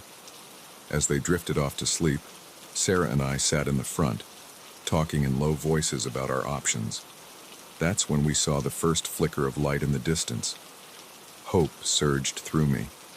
Another car, someone who could help us. But as the lights grew closer, that hope turned to unease. The approaching vehicle was moving erratically, speeding up and slowing down, its headlights sweeping across the road as if searching for something or someone. "Dan," Sarah whispered, gripping my arm. "Something's not right." I nodded, my mouth suddenly dry. "Wake the kids, quietly. We need to get out of the car." As Sarah roused Emily and Max, I grabbed the emergency backpack from the trunk. Flashlight, first aid kit, some snacks, and a bottle of water. It wasn't much, but it would have to do. We had just made it to the tree line when the other vehicle came into view. It was a battered pickup truck, its engine roaring as it approached our stranded SUV. From our hiding spot, we watched as 2 men got out. Even in the dim light, I could see they were rough-looking characters, the kind you'd cross the street to avoid in the city. "Check the car," one of them barked. "They can't have gone far." My heart was pounding so hard I was sure they'd hear it. Max whimpered softly, and I clamped my hand over his mouth, praying the men wouldn't hear. As they searched our car, their angry shouts growing louder with each passing moment, I knew we couldn't stay here. Sooner or later, they'd start searching the woods. "We need to move," I whispered to Sarah. "Deeper into the forest. Now." She nodded, her face a mask of fear and determination. Taking Emily's hand, she began to lead the way into the darkness. I followed with Max, constantly looking over my shoulder. We stumbled through the underbrush, trying to be as quiet as possible while putting distance between us and the road. The forest was alive with night sounds, the hoot of an owl, the rustle of small animals in the leaf litter. Every noise made us jump, sure that our pursuers were right behind us. After what felt like hours but was probably only 20 minutes, we stopped in a small clearing. The kids were exhausted, their faces streaked with tears. "Mommy, I'm scared," Emily whispered. Sarah pulled her close. "I know, sweetie, but we're going to be okay. Daddy and I won't let anything happen to you." I wished I felt as confident as I tried to sound. The truth was, I was terrified. We were lost in an unfamiliar forest, being hunted by men whose intentions I didn't want to imagine, with 2 young children to protect. It was a nightmare scenario, and I had no idea how to get us out of it. A sudden crack of a branch breaking nearby made us all freeze. I gestured for Sarah to take the kids and hide behind a fallen log, while I crouched behind a tree, my heart in my throat. The beam of a flashlight cut through the darkness, swinging back and forth as heavy footsteps approached. I held my breath, praying that the kids would stay quiet. "I know you're out here," a gruff voice called out. "Make it easy on yourselves and come on out. We just want to talk." I didn't believe that for a second. These men hadn't chased us into the forest in the middle of the night just to talk. The footsteps grew closer. I could see the man now, his face half illuminated by his flashlight. He was big, with a scraggly beard and eyes that darted back and forth, searching. He was going to find us. It was only a matter of time. I had to do something. Taking a deep breath, I picked up a rock and threw it as far as I could in the opposite direction. It clattered against a tree, the sound unnaturally loud in the quiet forest. The man's head snapped towards the noise. "Got you now," he muttered, moving away from us. As soon as he was out of sight, I rushed to Sarah and the kids. "We have to keep moving," I whispered. "They're spreading out, searching the woods." Sarah nodded, her face pale but determined. We set off again, moving as quietly as we could, constantly alert for any sign of our pursuers. As we walked, my mind raced, trying to come up with a plan. We couldn't keep this up forever. The kids were exhausted, and honestly, so were Sarah and I. We needed help, and soon. That's when I saw it, a faint glow in the distance, too steady to be a flashlight. A house? A ranger station? Whatever it was our best hope. "Look," I whispered, pointing. "Light, we're going to head that way, okay?" We moved faster now, hope giving us renewed energy. The light grew brighter, and soon we could make out the shape of a small cabin. Just as we reached the edge of the clearing where the cabin stood, I heard shouts behind us. They'd picked up our trail. "Run!" I yelled, abandoning all attempts at stealth. We sprinted across the open ground, the sounds of pursuit growing louder behind us. Emily stumbled, and I scooped her up without breaking stride. We reached the cabin door just as our pursuers broke from the tree line. Sarah pounded on the door, screaming for help. For a heart-stopping moment, nothing happened. Then the door flew open, revealing an older man holding a shotgun. "Get in," he barked, his eyes widening as he took in our terrified faces and the men running towards us. We didn't need to be told twice. We dove inside, and the man slammed the door shut behind us, throwing the bolt just as our pursuers reached the porch. "Who are you?" the man demanded, his shotgun still at the ready. "What's going on here?" Between gasps for breath, we managed to explain our situation. The man's face hardened as he listened. Damn Hawkins boys, he muttered. Been terrorizing folks around here for years. He moved to an old-fashioned phone on the wall, the first working phone we'd seen in hours, and started dialing. "This is Tom Granger out on Old Mill Road," he said into the receiver. "Got a family here being chased by the Hawkins gang. Send everyone you've got." As we waited for the police to arrive, huddled in the safety of Tom's cabin, I held my family close. We were safe, at least for now. But I knew that the memory of this night would stay with us for a long time. Our shortcut had turned into the longest night of our lives. A nightmare that could have ended much differently if not for a bit of luck and the kindness of a stranger. As I heard the distant wail of sirens approaching, I made a silent vow. No more shortcuts, no more reckless decisions. From now on, the safety of my family would always come first. The flashing lights of the police cars lit up the clearing, and for the first time since our car had broken down, I felt like I could breathe again. We had survived.